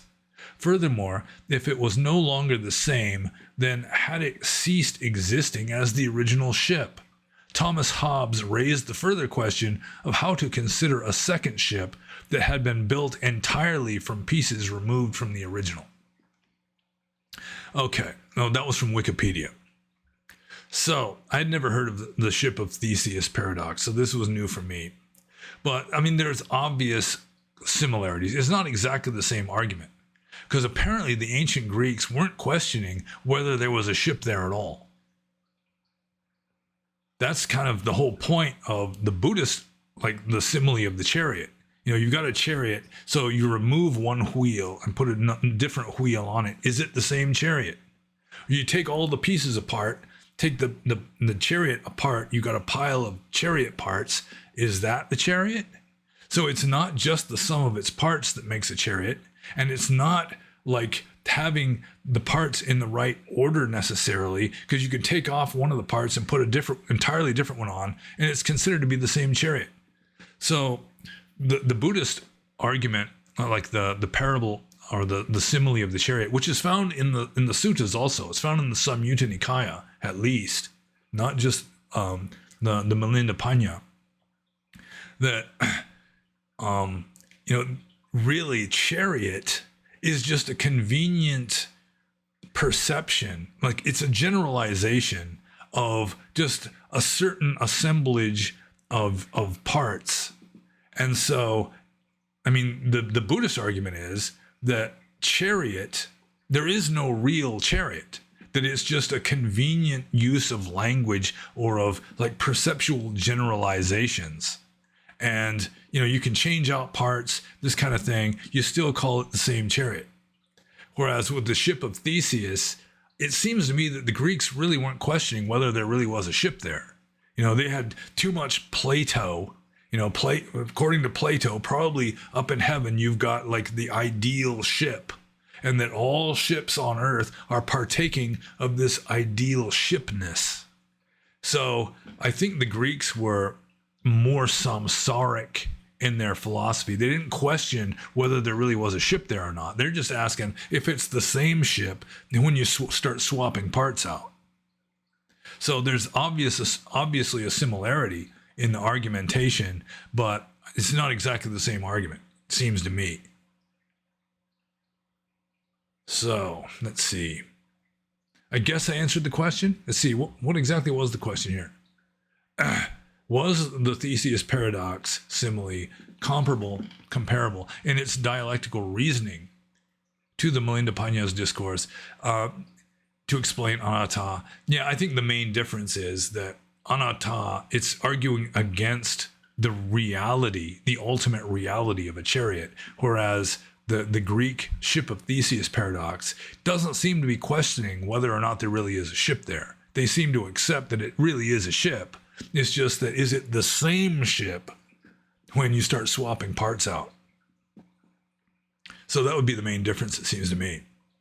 And I'm going to move on to the next question, which is from Fred. And the thing is, I was considering just skipping this weekend, not doing a Q&A, because it seemed like there were so few questions. But then when I started compiling them, it seems like, yeah, we got about 30 questions, which is kind of in the average, the mean of question asking. So anyways, Fred says, you think karma-wise about the Charlie Kirk assassination? So what would be the karma of Charlie Kirk getting shot in the neck?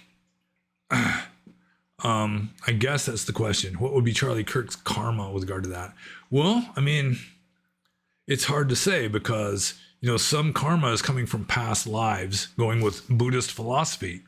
So, I mean, it could be that, in the Middle Ages, he was some kind of peasant soldier in like the 100 Years' War who shot someone through the neck with an arrow.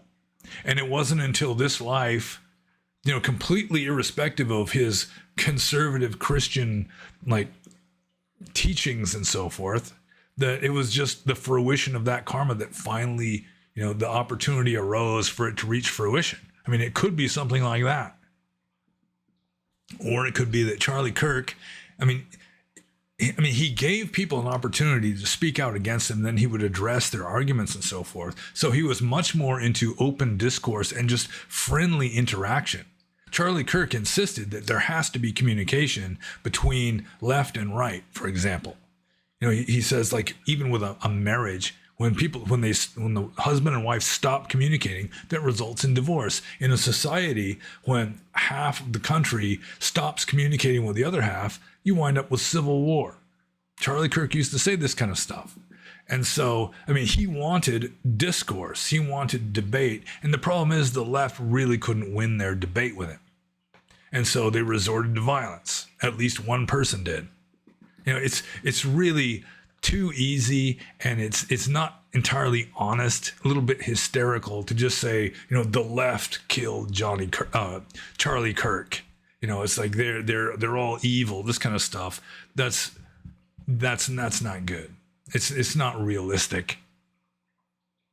So, Charlie Kirk, even though he promoted open discourse and allowed his opponents to have their say before addressing their arguments and so forth, still he was causing a lot of unhappiness in other people.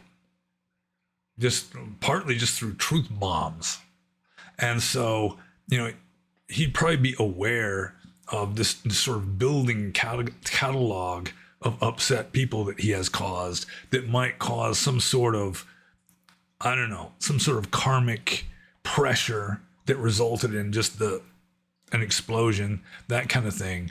But going from the Buddhist point of view, the Orthodox Theravada Buddhist point of view, there's no way, you can't really figure out exactly the mechanism of how karma is working in this or that case. And like I said, it could be that he was some peasant soldier in the 100 Years' War who shot someone through the neck with an arrow. And it's only now that that's coming to fruition, which would have practically nothing to do with him going to college campuses and upsetting left-wing college students and their teachers. Who knows? But, it was his karma. According to Orthodox Theravada, every feeling that you experience, painful or pleasant, is the fruition of karma. So it certainly was his karma. It was the fruition of his karma. He may not have felt much pain even. So it was just sort of like, that's the end of this stream of consciousness. It just got cut off. It's hard to say. According to the texts, you can go insane trying to understand the ramifications and permutations of karma. And so I'm just going to move on to the next question. And this is our last questioner, Jeffrey, who asked 2 questions. And this is the first one. Jeffrey says, is it the responsibility of monks to maintain the temples beyond cleaning, as in building and repairs? So if you read the Pali texts, like rules of monastic discipline, then monks certainly were sometimes building their own huts. There's one story of a monk who was trying to build a brick wall, and it keeps falling over because he's not a skilled mason, and so it's kind of crooked like this, and it just gets out of balance and falls over. So even in ancient India, monks were, building. Their huts were pretty primitive. They weren't very big, but they would be building larger things, building walls, brick walls, that kind of thing. So they were doing work. You couldn't damage vegetation. It's against the rules for a monk to even pull a green leaf off of a living plant. So you couldn't do some of the work. A lot of the stuff like, mowing lawns or pulling weeds, clearing the area before you build something there. There'd have to be like a layperson, like a monastery attendant, or just devout Buddhist visitors who are willing to do that, like on Uposatha days, that kind of thing. But monks did do a lot of their work. Nowadays, I mean, it's not so much. I mean, I was like doing work when I was a monk. I mean, it wasn't all just chop wood, carry water. Like I had to build a retaining wall. There was outside of my cave, there was like this platform that was an artificial flat area that was mainly the contents of the cave. It was an artificially dug cave. So instead of a slope like this, which it was naturally, they had built up like a platform outside the cave with, the stuff that they were hauling out of the cave. And heavy rains were causing that to erode. And there was starting to be more and more of this, I don't know what you'd call it, just the dirt and everything was just getting washed down into this gully. So I had to have a retaining wall built. And I was helping to some degree. Mainly I was just sort of supervising and directing. But a lot of the villagers came to help with that. There was one junior monk down below who was coming up. He was helping to carry rocks up the hill to build the retaining wall, that kind of thing. So it does happen, although most of the building and manual labor going on with regard to construction and so forth is done by lay people, especially like skilled carpenters and so forth, who would do a better job anyway. I did know a monk. He was the abbot of a monastery I stayed at. He was still relatively young, who moved to a different place closer to his hometown, and he had there was some building being built there. Practically every monastery in Burma is under construction somehow or another. There's always monks inappropriately collecting donations, and then that goes to the building of the thing, mainly through professional carpenters. But he was walking around on some scaffolding, just inspecting what was being done. And he fell off the scaffold and landed crossways across like a brick wall and broke his back and was paralyzed after that, which was not good, I suppose. I don't know why I even mentioned that. It just came to mind.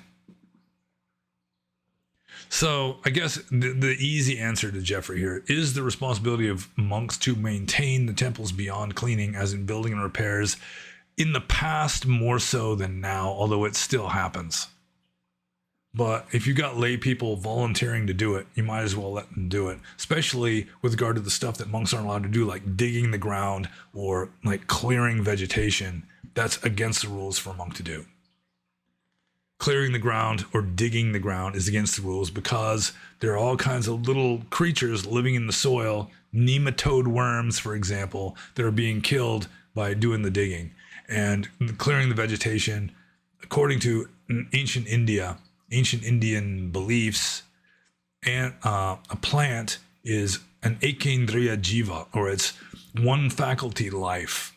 They don't have sense faculties like we do other than just touch.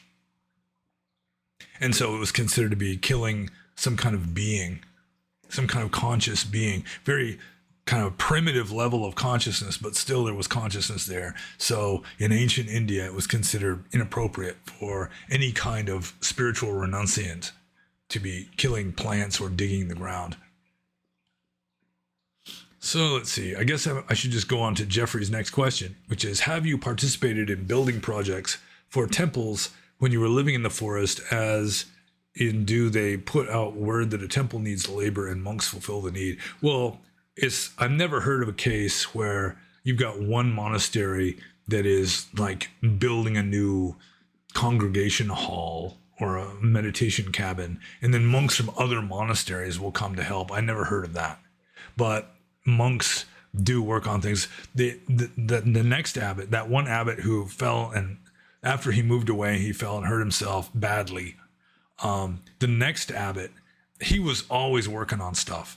And he would brag about he can fix anything except a helicopter or a nuclear submarine. He can't fix one of those. Anything else, I mean, he was like an expert at like wiring. He'd be troubleshooting the wiring of these old buildings where, the lights stopped working, that kind of thing. When I was there, I helped to design at least a big water tank that it was a good idea. I lived in this big congregation hall, just in this little room off the side of the congregation hall. And in Burma, there's just torrential rainfall during the rainy season, sometimes other times a year. So all you have to do is just take the gutters from that roof, just have like pipes just leading down to this water tank next to the building. And after 2 or 3 heavy rainfalls, it'd be full. It was just hundreds and hundreds of gallons. There's thousands, probably. It was a big tank of rainwater. So, I mean, mainly it was like, just kind of like supervising, giving instructions. Although the new abbot was the one who put the engraving on the side. He was very skillful at lettering and so forth. So you always have to include the names of the donors, that kind of thing, and the year that it was constructed and all that. So yeah, it does happen. I mean, I've helped with, carrying rocks and just various kind of grunt labor, but mainly it's lay people that do it. If the monastery is well known and respected enough to get lay people to volunteer for that sort of thing. And that's it. We're done. And it's a relatively short one again, which is fine. And so, like I should always say at the beginning, and I'll never do except one time that I can remember, if you have any questions you think I can answer, especially about early Buddhism, Theravada Buddhism, meditation, spirituality in general, philosophy in general even, that kind of thing, feel free to ask, and there's a good chance I'll be able to answer. Maybe not to your satisfaction, but there's a good chance I'll be able to answer. And no more than 3 questions per person per episode, please. And smash the like button, just really mess it up. And subscribe if you have not done so already. And be happy.